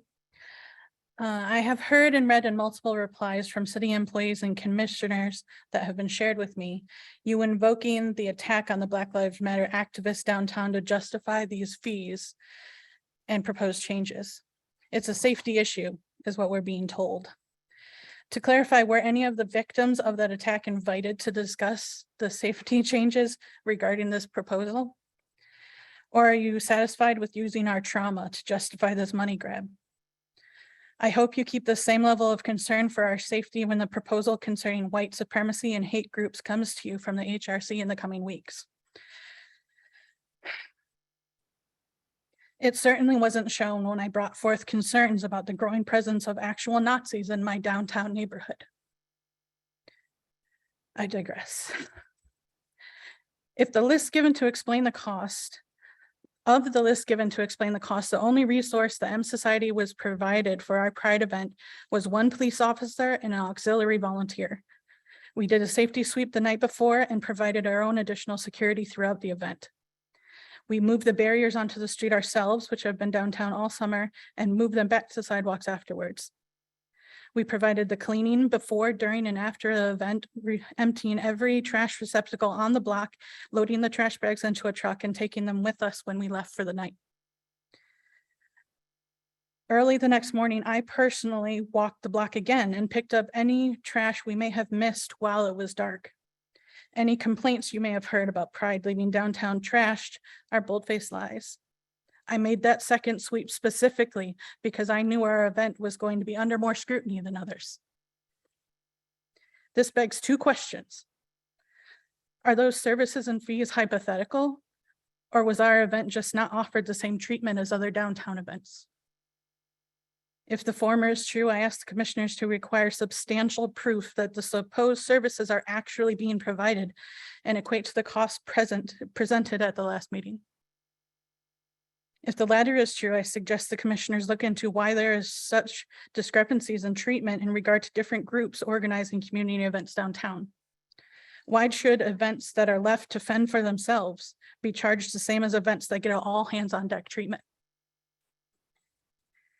As for the alternative site suggested, our event would not have fit. Lenawee Pride's first festival attendance was over 1,000 and required a full stage for our performers. I would recommend that you hold off on this decision until all improvements to that space are completed. As it stands now, who would want their event shoved into the back parking lot of a title company with a building that has been abandoned for decades as a backdrop? That's not even separate but equal, but straight up segregation.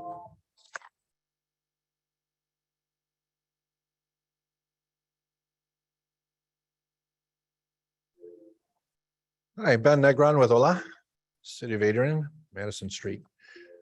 And we talk about transparency, and I think this opportunity really would be for you to think about what you've heard here tonight from the lived experiences that Frank Nagel talked about, and take a page out of maybe the ProMedica eBide Center playbook, get into these communities, get to know these communities that are sitting here, whether it's Pride or the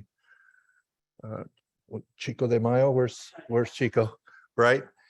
And have these conversations. If you truly want that transparency that you talked about at the start of this conversation, then do it yourselves.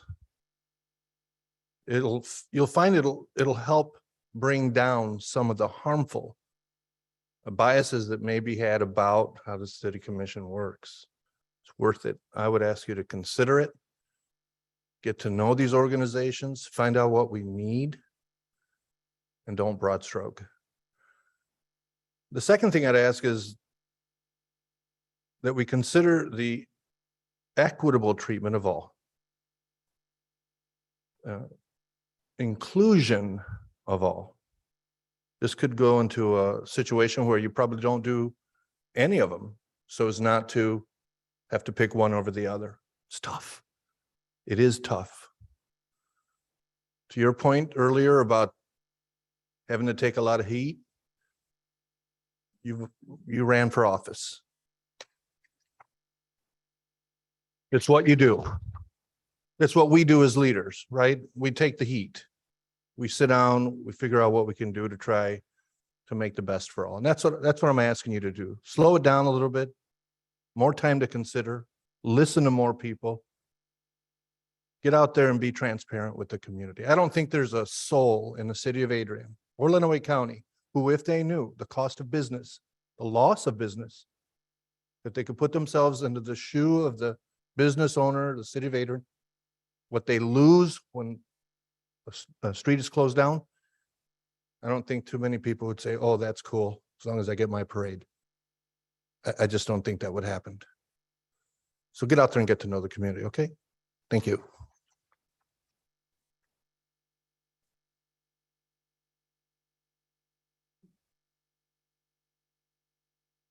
My name is Chico Martinez. I know a couple of you know who I am. Thinking about 22 years strong, minus one COVID year. You gotta please bear with me. I have cancer and I'm really struggling. But I've never had an issue with the city with our parade. I mean, you guys have treated us well. I mean, seeing and hearing what's going on now, I'm like, what's up next? I did have an issue after the COVID. We were moved down to the farmer's market. We were charged to pay for the farmer. We were charged to pay for the road. We were charged to pay for the sidewalk. And the farmer's market was going on too. So we tried to, work with them. They were upset with us. And as soon as they were done, they turned the power off on us. So we had no power. But yeah, we were strong. We kept it going. We did a car show. We did cornhole. We had Brenda's tacos going on. I mean, that lady sold 5,000 tacos that day. Unbelievable. And we emphasize AMVETS. We emphasize that whole city street there. Please stay open. We're here to help you.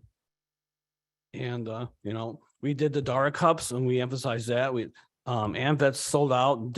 Dave from Sauce sold out. They had an amazing day. They said, they came and hugged every one of us. And it's just a handful of us that are doing this. And, our parade includes anybody who wants to be part of this. I always call the telegram. I applied for my parade permits January 5th, the very first week of the month of the year. I applied for that permit and we get it. Never, ever had an issue, and we struggle to pay, the bills, but we get them done. I mean, I would love to see one of your businesses, if the parade has to be paid for, sponsor us. That would be amazing. But, like I talk to Angie all the time, Angie, and her and I are good friends, and I just don't get it. I hope we can work together to make this happen. But, I got emails showing you how much they charged me for that one event. But we did it. We made it happen. We got to continue. We work together. That's what we have to do. Work together. But like I said, I include the veterans, me being a veteran myself. I include the veterans from Lansing office, the Jackson office, the Adrian office. I include all the business. Anybody who wants to be a part of our parade, please be a part of our parade. And we include it, and somebody for Boys and Girls Club, they have a student who wins an award. We include him as the Grand Marshal. Every year, we make sure the Boys and Girls Club are involved. Your time is up. Thank you. And Angie. And, just please, talk to us. None of you guys have talked to me Your about. time is up though. Thank you. Oh, I'm sorry. Is that what you said? Yeah, thanks. Anyway, please talk. I haven't heard it from anybody. Please call me, email me. My email is chico20mile2009@gmail. So you can't forget that. It's stuck in your head. Chico20mile. All right.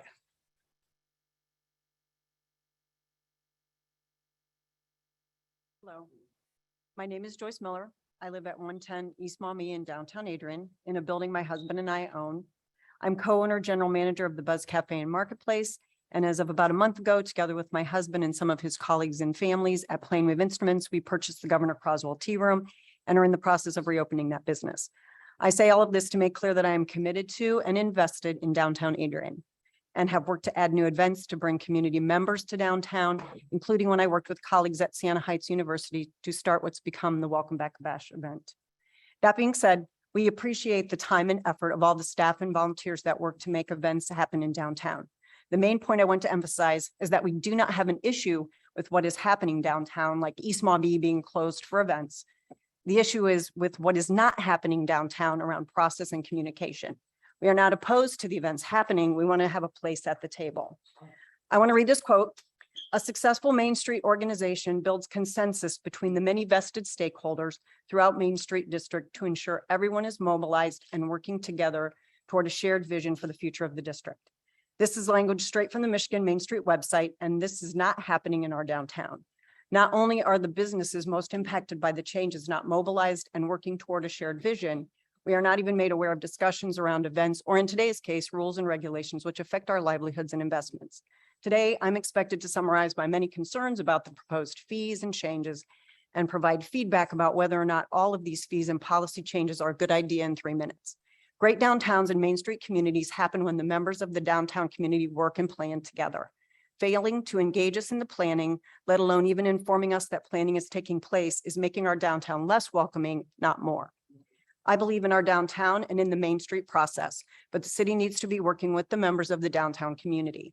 I encourage the commission to send the discussion and recommendations about street closures and the proposed fees back to Main Street Board, and I encourage the Main Street Board to generally work with the Main the many vested stakeholders so the downtown community can participate in the process and we can arrive at solutions that work for all. Thank you.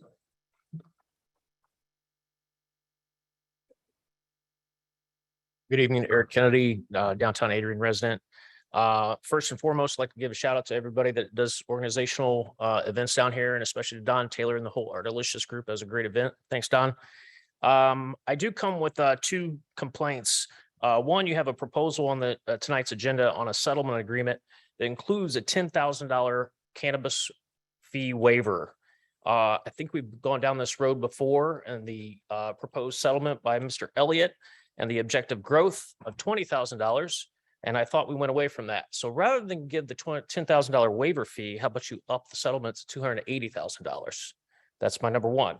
Number two, blight enforcement in this city is not happening. I've complained about the same property for over a year and it's still blighted and I still get the same answer. And last but not least, boiler up.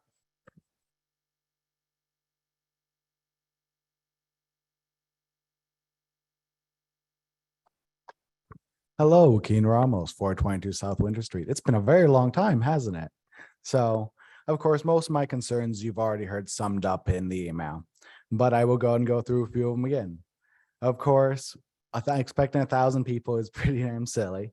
And you should really think about how diverse, how much you actually want to be in downtown, how much you want us to be culturally active and not be pricing out groups and making it harder. You already know from numerous of us that it's very hard to volunteer and put on these things, regardless of what size it is. Adding any barriers makes it more difficult. Though on no barriers, I do have to say I would like the idea of sturdier barriers. I've seen many times that people just easily remove those. And I also want to make a point of thanking everyone who spoke out about the parades and about the other issues, because this is how you guys get your information, how you know how the community feels. And I hope that you'll continue to reach out to many of these individuals to continue to get input. And I hope that many of these individuals will continue to let you know their input and make sure that you hear plenty of it. So, and I'm glad that this is still in consideration. Perhaps some larger things like this would do better if they were made more aware and if the community was made more aware of them to begin with, so some of them could start having input and come to the first meetings knowing that it's happening. Of course, you do put out, but there have been numerous issues with that. And one great example is the actual posting on the website for this meeting didn't come out till yesterday. I tried to check Friday. I had to go through the roundabout way, through the agenda and all that stuff. You guys know the roundabout way, but it should be more direct. And this also goes to letting the community know. I assure you, many of these people would have showed up at the first meeting to hear your first thoughts on it if they would have known. So I hope this conversation keeps going, and thank you for your time. You'll hear more from me soon. Don't worry.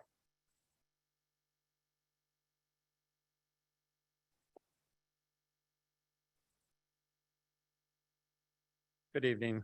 Joseph Costello, Onstead, Michigan. I'm the Legal Redress and Criminal Justice Chairperson for the Lenawee County NAACP. First of all, thank you for your service.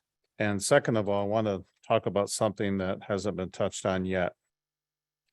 As you just discussed the possibility of assessing these fees, I'm going to ask that you seriously consider an indigency exception for those groups that cannot afford these fees that you may come up with. Because without that, then the only ones that will be heard, the only ones that will be able to present events will be those wealthy enough to afford them. And we certainly don't want that. And being a retired judge, I'd be remiss if I didn't cite a couple of cases for your city attorney to consider in advising you on this issue.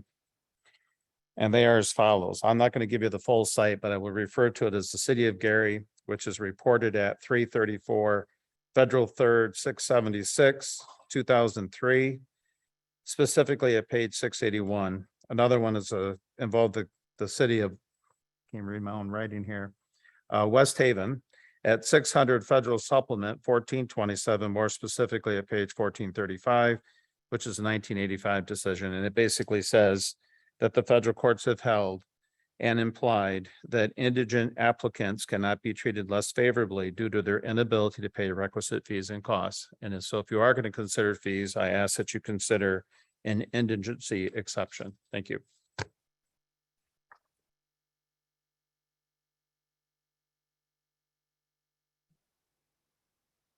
I do apologize for those that came for the regular meeting, but we do have to open it up for public comment on Zoom as well. Hopefully we can begin the regular meeting here in a minute, but if there's any public comment on Zoom, you may do so at this time. Please state your name and address, and you will see the time limit on your screen. Ken Tokars, 110 South Locust. Just a couple comments from the meeting. Commissioner Halt talked about transparency. That may be from his side of the table. From my side of the table, you guys have a pre-meeting agenda. You put 3 sentences down about what you're going to talk about, and we're supposed to figure it out. So I really don't think you're being too transparent there. The other part is, if you have 5 things on the pre-meeting agenda, I can only talk about one at 3 minutes after everybody else talks. You don't let individuals talk on each item. Another part that you guys do is you'll have something on the pre-meeting agenda, but then you can bring it up 6 months later and you can vote on it and you can say that, oh, we talked about it in the pre-meeting. So I don't think that's transparent. I've talked to this commission in the past about calendars. Commissioner Roberts, she brought up the month of May. I also recall Madam Mayor at the HRC meeting. She said that the document that she received before the last meeting, she received it like minutes or hours before the meeting, really didn't have time to review it. So don't you think that maybe there's a problem with your process? That maybe if you guys are going to do something, that maybe it needs to use a calendar and let you look at something like maybe 2 days beforehand? You guys made with the farmers market. Well, you guys made decisions and it was clear then and nobody talked to anybody about it. So I think your problem is you guys aren't being transparent. I think you should move to a system where you put something on the agenda, you let the public talk about it as much as they need to, then you have it on there for a second reading, and then you vote for it on the third reading.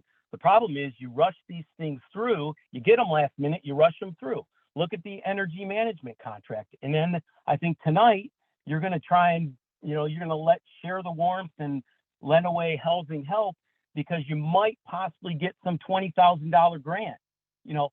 You just try and rush things through, and that's what you got to stop doing. Thank you.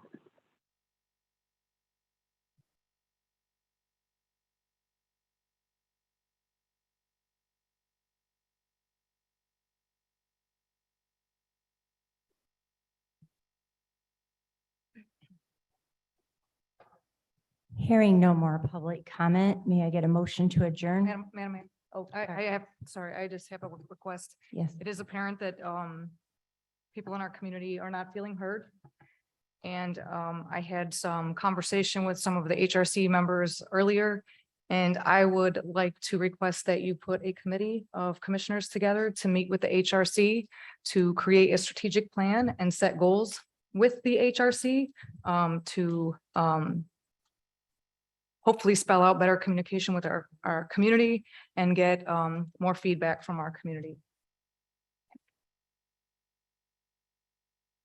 Thank you. Move to adjourn. Yep. We have a motion. Second. All in favor, say aye.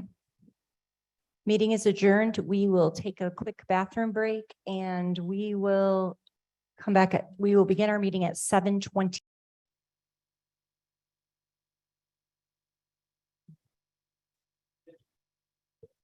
I call to order the Adrian City Commission meeting for October 3rd, 2022. If everyone would please rise for a moment of silence and the Pledge of Allegiance.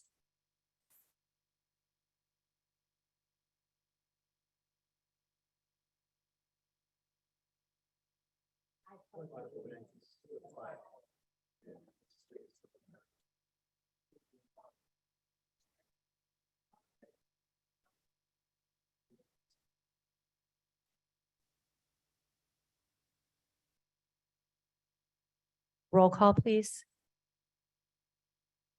Mayor Heath, Present.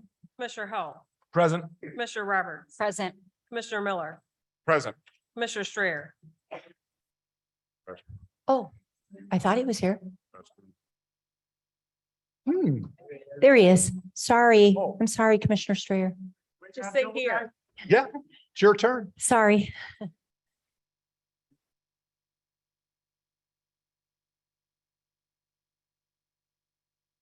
Commissioner Strayer. Commissioner Castleberry. Present. Commissioner Gauss. Present. All commission members present. At this time, we are going to have a proclamation as it is Domestic Violence Awareness Month for the month of October. So Jessica Brainerd is going to be coming up here to receive it, and she's going to say a few words about her organization as well after the proclamation.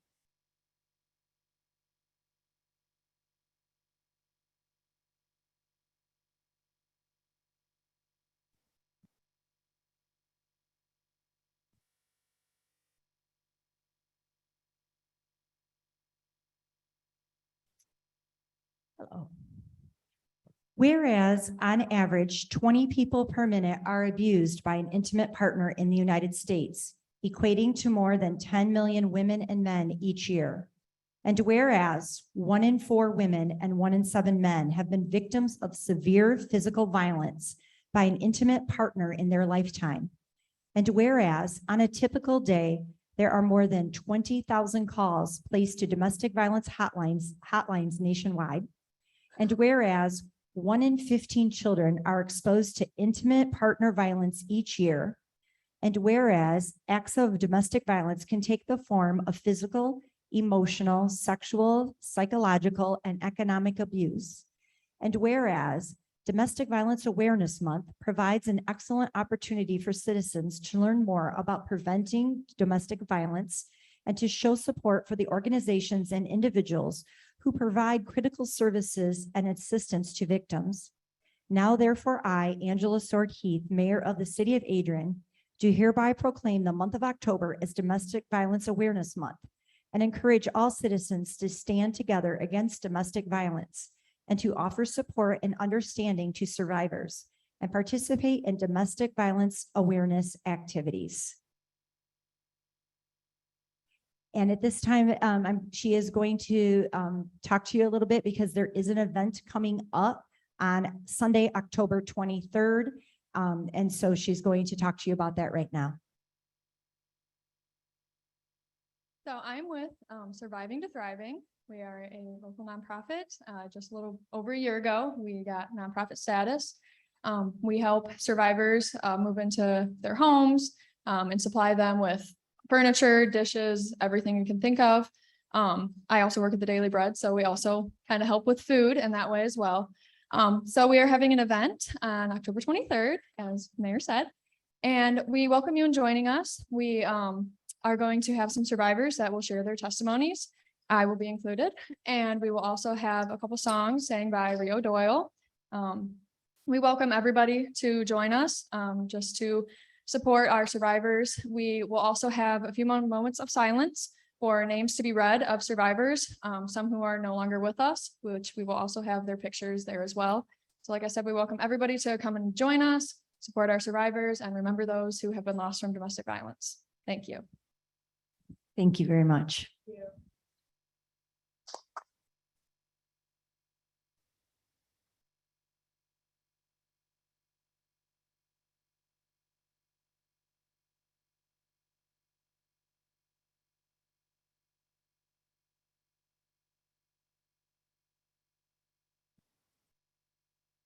May I get a motion to amend the agenda as we need to delete under ordinances, the number 3, ordinance number 22-008, as it is not ready yet? Support. I have a motion from Commissioner Miller with a second from Commissioner Halt and Commissioner Gauss. Roll call, please. Commissioner Howell, Yes. Commissioner Roberts, Yes. Commissioner Miller, Yes. Commissioner Strayer, Yes. Commissioner Castleberry. Yes. Commissioner Gauss, Yes. Mayor Heath.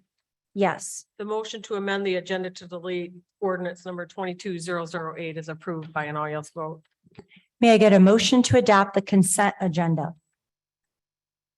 So moved. Support. I have a motion from Commissioner Roberts with a second from Commissioner Miller. Roll call, please. Commissioner Roberts, Yes. Commissioner Miller, Yes. Commissioner Strayer, Yes. Commissioner Castleberry. Yes.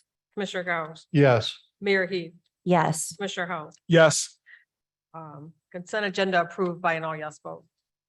Moving on to our regular agenda under special orders, we have special order -1, public hearing to hear and consider comments regarding the proposed downtown parking special assessment.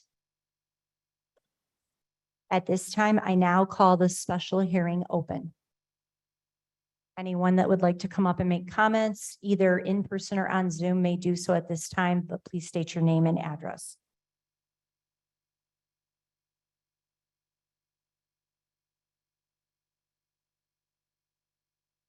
Ken Cars, 110 South Locust.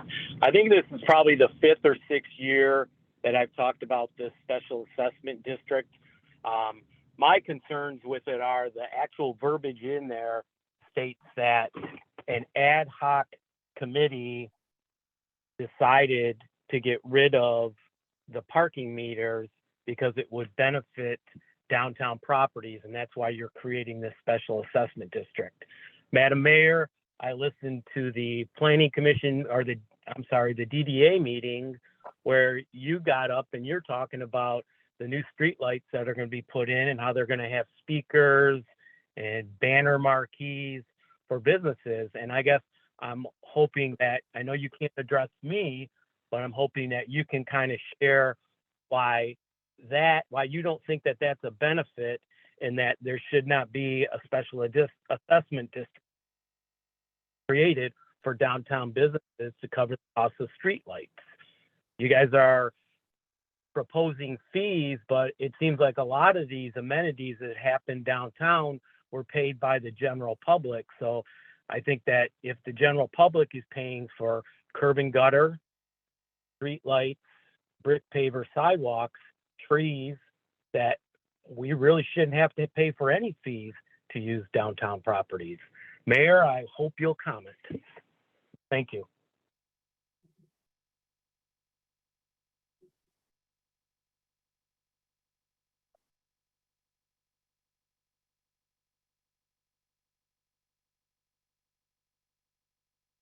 Hearing no more comments, I call this public hearing closed. Moving on to ordinances.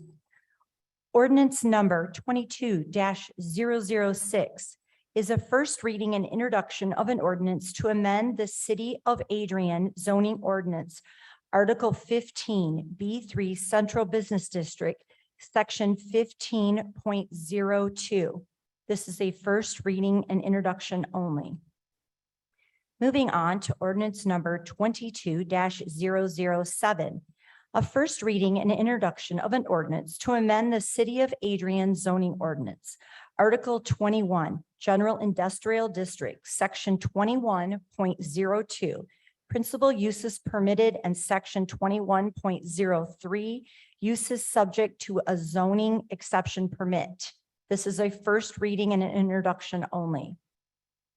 Moving on to ordinance number 22-009, a first reading and introduction of an ordinance to amend the City of Adrian zoning ordinance, 3.1 of Article 3 of the City of Adrian zoning ordinance, and the zoning map to which reference is therein made is amended to the extent of deleting 430 North Dean Street, 404 North Dean Street, 1407 East Maumee Street, and 311 Logan Street from the WH Warehouse and Wholesale District, and including the same in the I-1 Light Industrial District.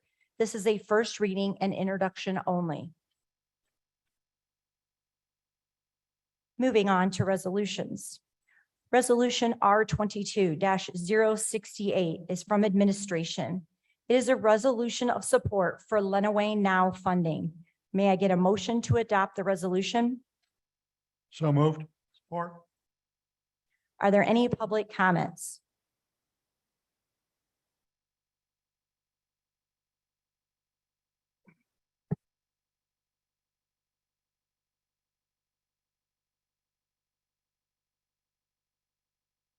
Are there any commissioner comments? I have a motion from Commissioner Gauss with a second from Commissioner Strayer. Roll call, please. Commissioner Miller, Yes. Commissioner Strayer, Yes. Commissioner Castleberry, Yes. Commissioner Gauss, Yes. Mayor Heath, Yes. Commissioner Halt, Yes. Commissioner Roberts. Yes. Resolution adopted by unanimous vote. Resolution R 22-069 is from administration. It is a resolution to authorize the city administrator to enter into a lease agreement with Housing Help of Lenawee and Share the Warmth of Lenawee to operate the Adrian Inn. May I get a motion to adopt the resolution? Move we adopt the resolution? Support. Madam Mayor, I would like to abstain from this vote. You would say abstain. When you get, yeah, yes. Okay, at this time, if there's any public comment.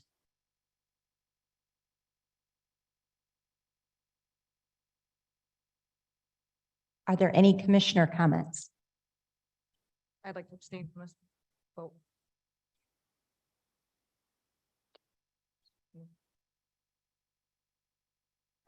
I move to allow me to abstain from this vote.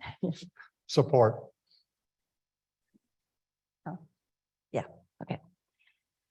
All right, I have a motion from Commissioner Halt with a second from Commissioner Strayer. Roll call, please. Commissioner Strayer, Yes.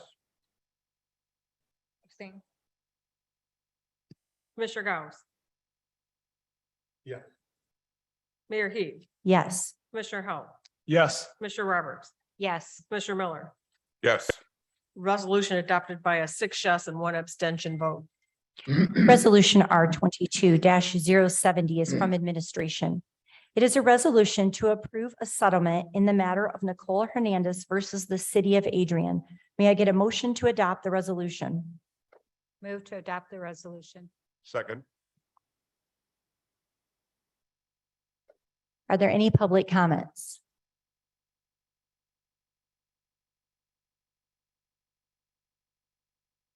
Are there any commissioner comments?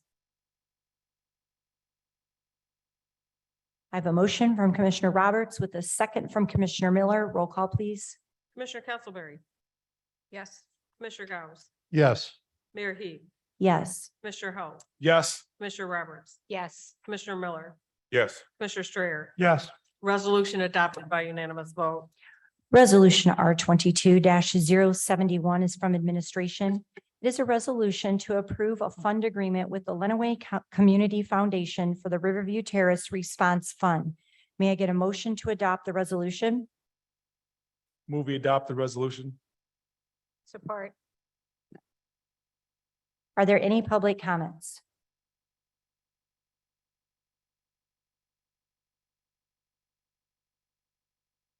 Are there any commissioner comments?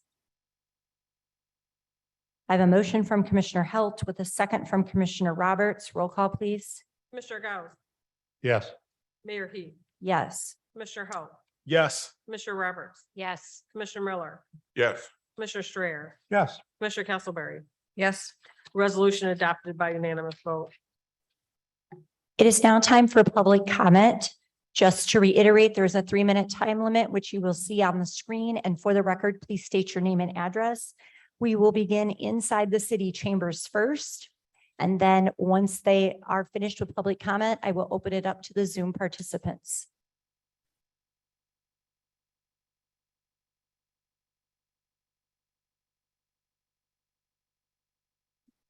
Good evening, everyone. I'm Ashley Hanson Grimes. I am the candidate for District Court Judge.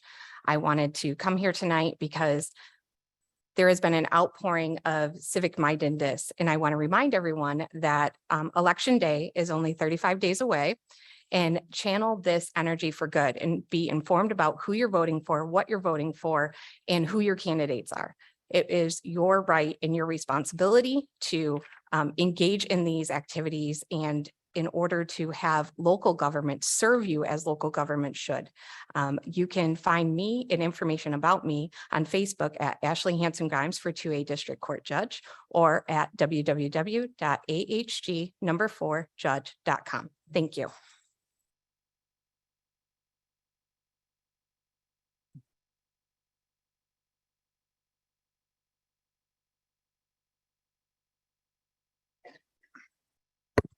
Hello, long time no see. Joaquin Ramos here, 422 South Winter Street. It's been ages. So I just want to mention a couple things real quick. Again, I'm very excited that you guys get to hear more about the Adrian E-Buy Neighborhood Promise, though I do expect to see it written as such on the agenda next time. So I am quite excited for that. And I'm excited to see this possible lease agreement. Of course, a lot of I also want to let you all know that A3 will be having our second Friday. So unless the weather decides we can't, we'll most likely be outside. That is the 14th. I hope to see some of you there. And it should be a great time.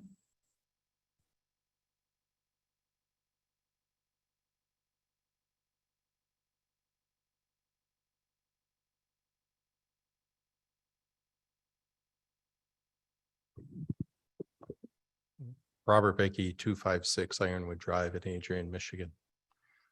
My concern here tonight is related to the three groups that are represented through public comment. And if you look at the history of the Black population, the Hispanic population, and the gay population, all three of our marginalized communities have been forced into migration at one point or another throughout our history. And as a result of that, there's a high level of concern and distrust from marginalized groups with government. What we see is that we hear some great examples about how great it is to go to the farmer's market. The Trail of Tears with Native Americans, we also heard how great it was to migrate across the continent to go to Oklahoma. We hear that it was great to live in Sunnyside because there were boundaries and redlining in our own community here that prevented the Hispanic population to live in the city of Adrian. We see in our own history as a school district that as small one-room schoolhouses consolidated, that there was choices made not to consolidate the one-room schoolhouses located that serve the Sunnyside population. But if you look at the district map of Adrian Public Schools, it goes up and around and integrates where the landowners were in Palmyra. This is a history that has caused harm. We see this in the history of police stings against gay men. And we see this as an area of harm for us. And while some of you may understand our fragility and our marginality, it's an important piece of our history that we finally got a seat at the table. We got to play with the big boys. We got to be on Main Street, even though it was one street. And now there's a change. And we just want a spot at that table so that we can celebrate in public, not to be moved, not to be suggested to. And if the farmer's market is that great, then maybe next year we'll go.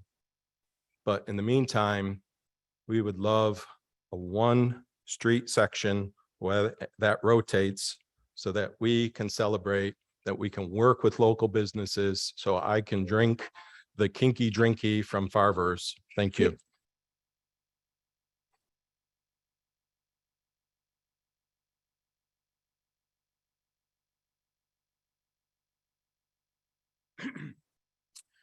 Good evening, Rudy Flores, Adrian, Michigan.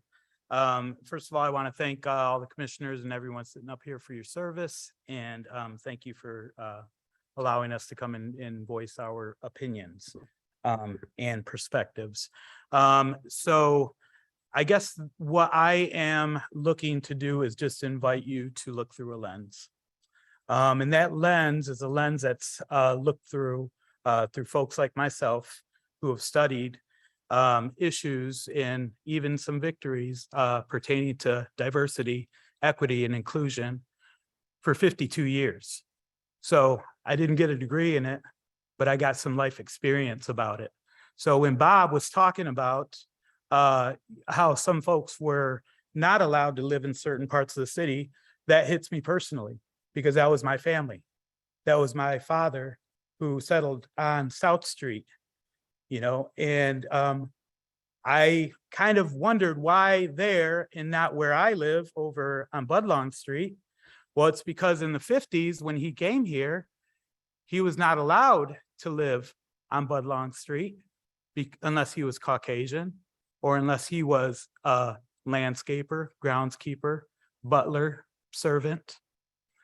But he would never certainly be allowed to own a deed to live on that.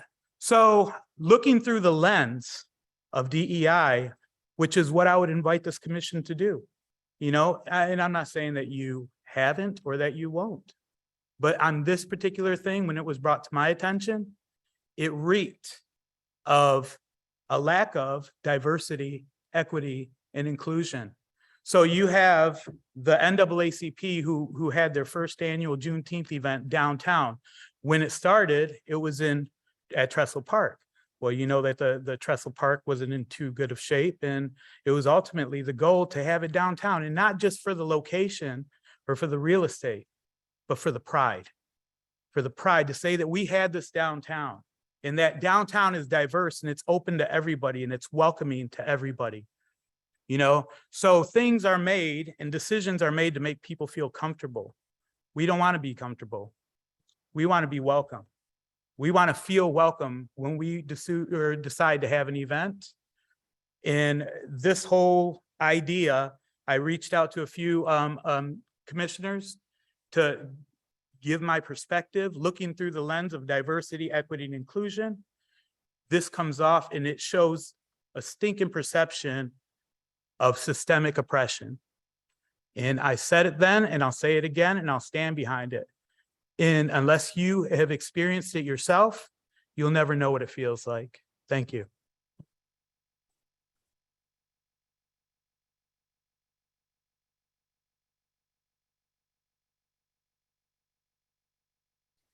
Ashley Cavazos Frank, 141.5 South Main Street.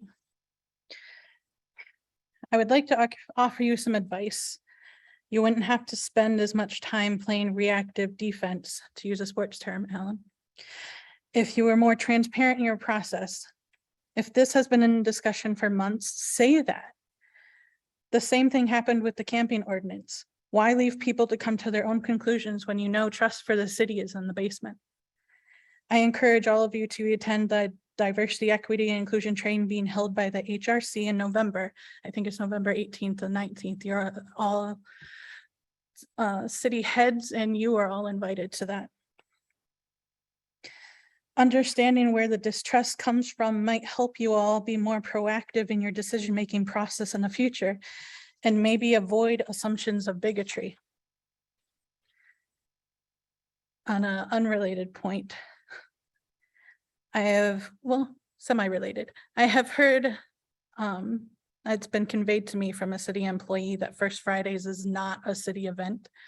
That was in an email that was sent to me when I inquired about the increased Nazi presence and white supremacy presence that I've seen at downtown events, specifically First Fridays. And I was told that it was not a city event, but when looking through the packet last week, I saw that there was over $1,000 from the general fund provided for First Fridays. So if it's not a city event, why is the city funding it? And if it isn't a city event, how do other organizations apply to have their costs covered by the general fund? If I was lied to, I think that's probably an ethics policy inquiry.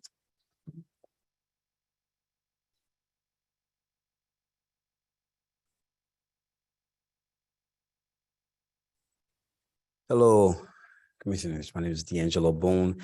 Address is 223 South Scott Street here in Adrian.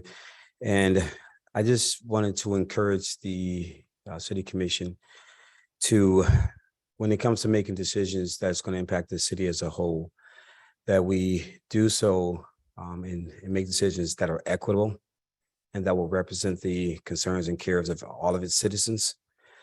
And that the City Commission, when it comes to making certain decisions that could impact different populations within the city, that it take more advantage of the Human Relations Commission that serves the city.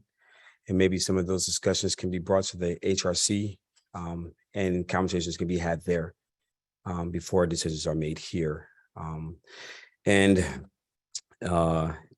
Just wanted to make the community aware also that the City of Refuge Ministries Meal Assistance Program will be having this fresh food distribution this coming Thursday at 12 o'clock at St. Mary's, 327 Erie Street, and everyone is welcome.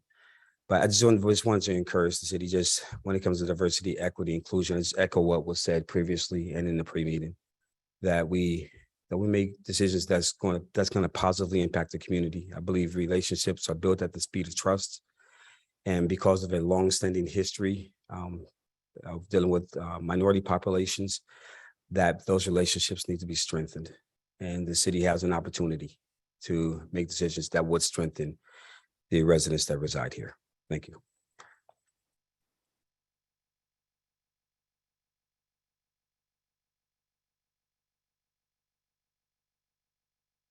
Me again.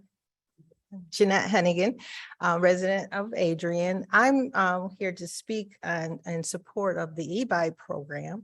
I grew up on the east side of Adrian and I recently purchased a home back on the east side of Adrian. So I've been involved in the planning meetings and events regarding the e-buy. And I'm not sure exactly what type of support they're asking from the city. But I am asking that you do support them, whatever they ask. Whatever helps one side of town benefits the whole city. Not just, you keep hearing the word east side, but it benefits the entire city. When one side comes up, we all come up. Thank you.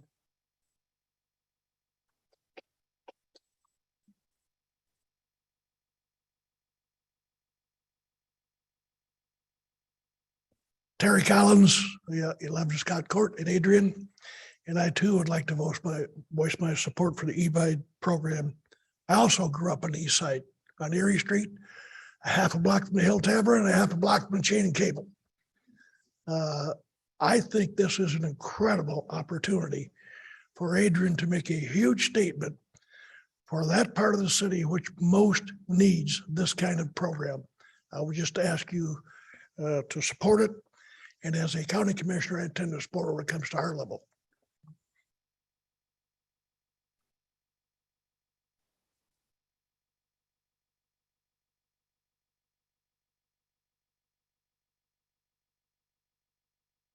Hearing no more public comment inside the city chambers, we will now open it up to the Zoom participants. Just to reiterate, you will see the 3-minute time limit on the screen. And for the record, please state your name and address.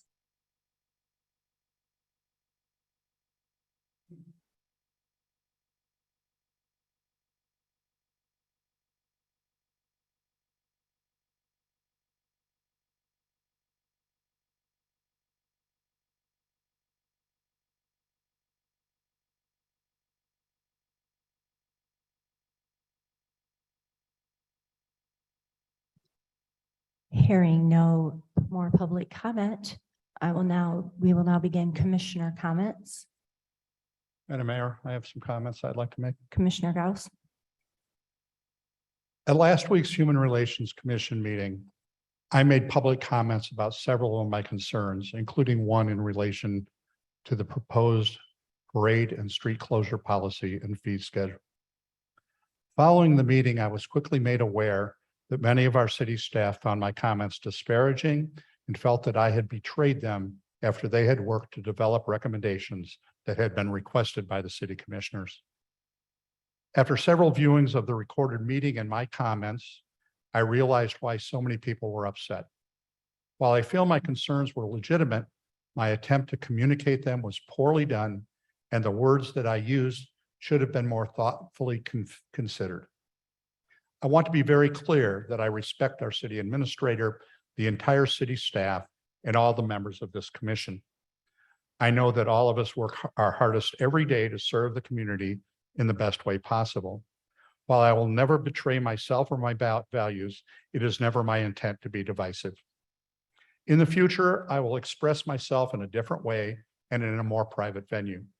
Although I've already expressed my apologies to all involved via email, because I made my comments in a public forum, I felt that it was necessary to express my apology again here tonight. Another comment that I'll have with regard to the e-bike project.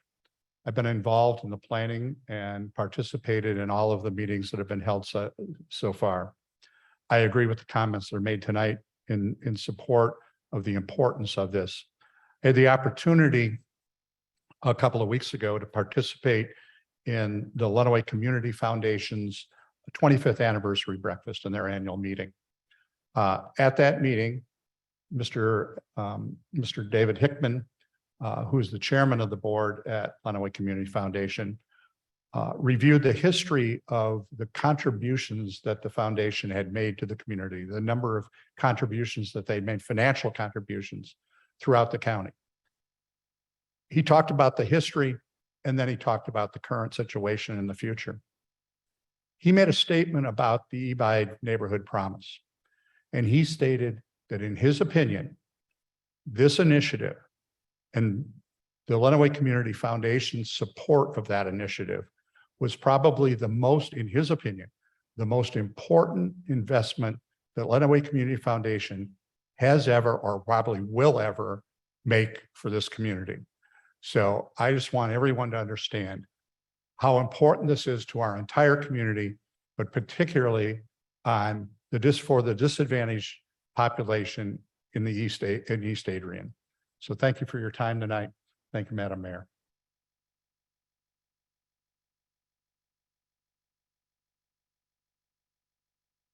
Commissioner Roberts. Just a quick note. Miss Ashley discussed the vote and something we discussed between the meetings. Just a reminder that the vote is not on the first Tuesday in November, because the first Tuesday is the 1st. It is on November 8th. So just keep that in mind when you go out to vote.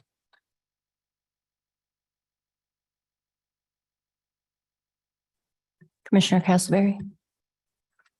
And then I'm going to copy Ashley's comments again too, I guess. She said there was an outpouring of civic mindedness, and this is probably the biggest meeting that I've seen at a city commission meeting. And what a great conversation we were able to have. I'm very hopeful that people will come and attend more of our meetings, have more conversation with us. It's very, very important. I am really looking forward to hearing more from the Human Relations Commission. Our code of ordinances says it will foster mutual understanding and respect among all racial, religious, and nationality groups in the city, discourage discriminatory practices among any such group or any of its members, cooperate with the city, state, and federal agencies, as well as the non-governmental organizations, and make such investigations and studies in the field of human relations in its judgment, and will aid in effectuating its general purpose. I have asked the mayor to appoint some commissioners to have better conversation with the Human Relations Committee. And it is my hope that every person that reached out to us during this will continue to reach out to us. We can only know what we know. And I don't want to make excuses for my naivety or my ignorance. But I appreciate everybody reaching out to me, and my hope is that through this, we can build a stronger bridge with each other and make a better difference in our community. So I hope to see more of you at more meetings, or at least reaching out by phone or email whenever you have questions or comments. Commissioner Halt. I had a lot of comments prepared. I talked briefly in the pre-meeting about, I was gonna address some issues when it comes to commissioner comments. I think I'm gonna cut it in half because I felt like we've gained a lot of positives when it comes to what myself personally feels that some of the issues are when it comes to communication. Like Commissioner Casper said, when it comes to just have an understanding on how to get certain boards working with the city commission. I think that's a grave concern of mine. And so, but I will read the first paper because I think it really hits home to kind of what we're dealing with. And then I'll shut it down because we're going to revisit the other comments probably at a future meeting because we didn't have a chance to discuss the last pre-meeting agenda item. So these are just my comments only, my personal opinion on what I think that because I want to put myself in the shoes of some of the concerns of some of the comments tonight. The past week has been difficult being city staff and a city commissioner. And I'm going to go off cusp because I've dealt with a lot of stuff in almost 7 years of being in office. I dealt with a lot of issues, made a lot of decisions, whether it be popular or non-popular, but I always tell myself I go to bed every night knowing that I thought that I make the best decision that I think is for the greater good of the city as a whole. I've personally served on the city commission since 2015. Never in my tenure have I felt the need to speak out about an issue that could potentially be destructive. City employees understand that when they apply for employment with the city of Adrian, that it's public service. As an elected official, everyone up here, my colleagues and I, understand what we signed up for. In my almost 7 years on the city commission, I've had citizens attack me personally, professionally, with the understanding, again, that I know what I sign up for. And if you are curious, you can ask our executive assistant, because I'm sure on social media she has all that. Because, again, I'm not afraid to address tough decisions or to be, I want to hear from the public. Okay. Now, personally, I've been on both ends of the attacks. While running for office in 2015, an elected official has sat up on this board, made comments that Allen Health doesn't have the upbringing, status, or connections to get elected in the city the size of Adrian. I was hurt by that statement, but I didn't use it as an excuse. I used it as motivation to get my positive message out and my platform to the citizens of the city of Adrian. Fast forward now, the past 3 or 4 years, I've been called Uncle Tom, like I forgot where I came from because of my successes. What label does the public want to give me today?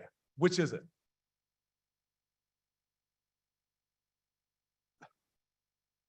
I'm using my own personal experience and context because I live life with a chip on my shoulder. You know, people that know me know that I came from very, very humble beginnings. People say that I supported the camping ordinance, but nobody knows that Commissioner Strayer and I had this chambers packed full of people when we rezoned the Share the Warmth property to become a homeless shelter for our citizens. And again, Commissioner Strayer and I have been up here long enough to know that we've been through a lot of issues and a lot of big decisions, but the labels is what gets me, and that's why I'm passionate. We sit up here right now, we all, and again, I agree, Jeanette, we know we signed up for, I understand that.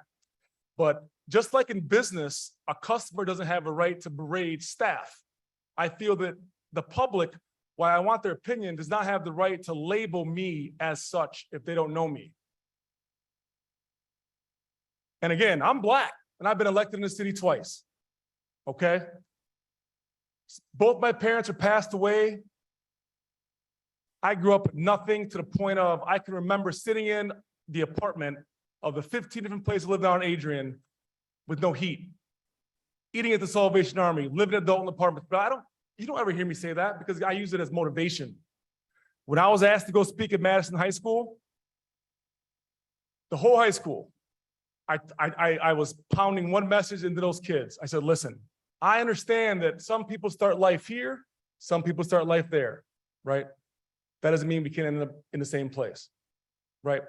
So I'm going to refrain from my comments of that I had prepared going forward, but I want everybody to just be courteous of our job. Again, I want to hear from you. I am sure that everybody up here is accessible. But the labels that have been thrown around this past week is very concerning to me and quite frankly, it's destructive. We want to have dialogue. We want to work with the public. We want to work hand in hand with any board in our city of Adrian. Whether it be planning commission, ZBA, you name it. But I feel personally that this dais, when you sign that oath to serve on a board, that you should not use it as a 2 to 3 hour session where you're just putting down staff and the city commission. That's not productive to me. Those are my comments. I just have one more comment. Adrian is playing Tecumseh under the lights, the soccer stadium, score is 0-0, about 20 minutes left. Go Maples.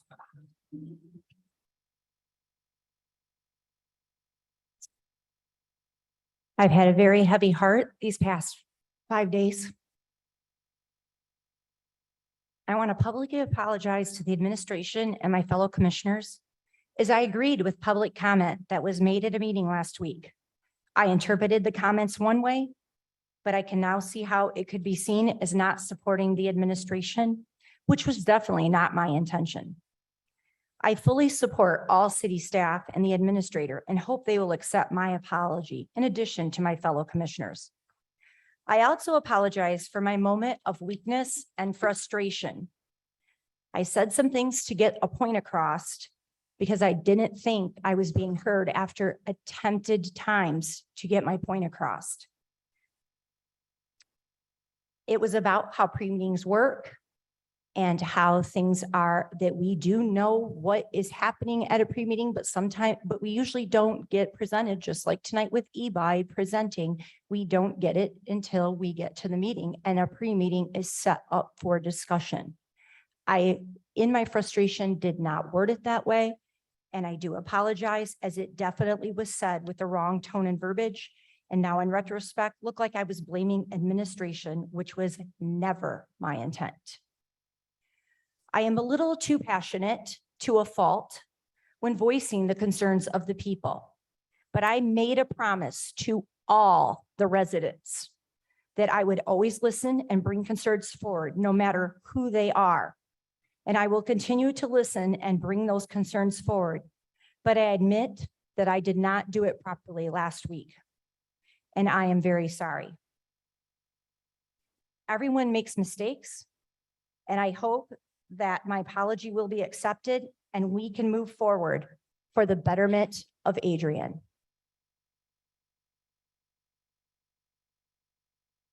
May I get a motion to adjourn? I have a motion from Commissioner Castleberry with a second from Commissioner Miller. All in favor, say aye.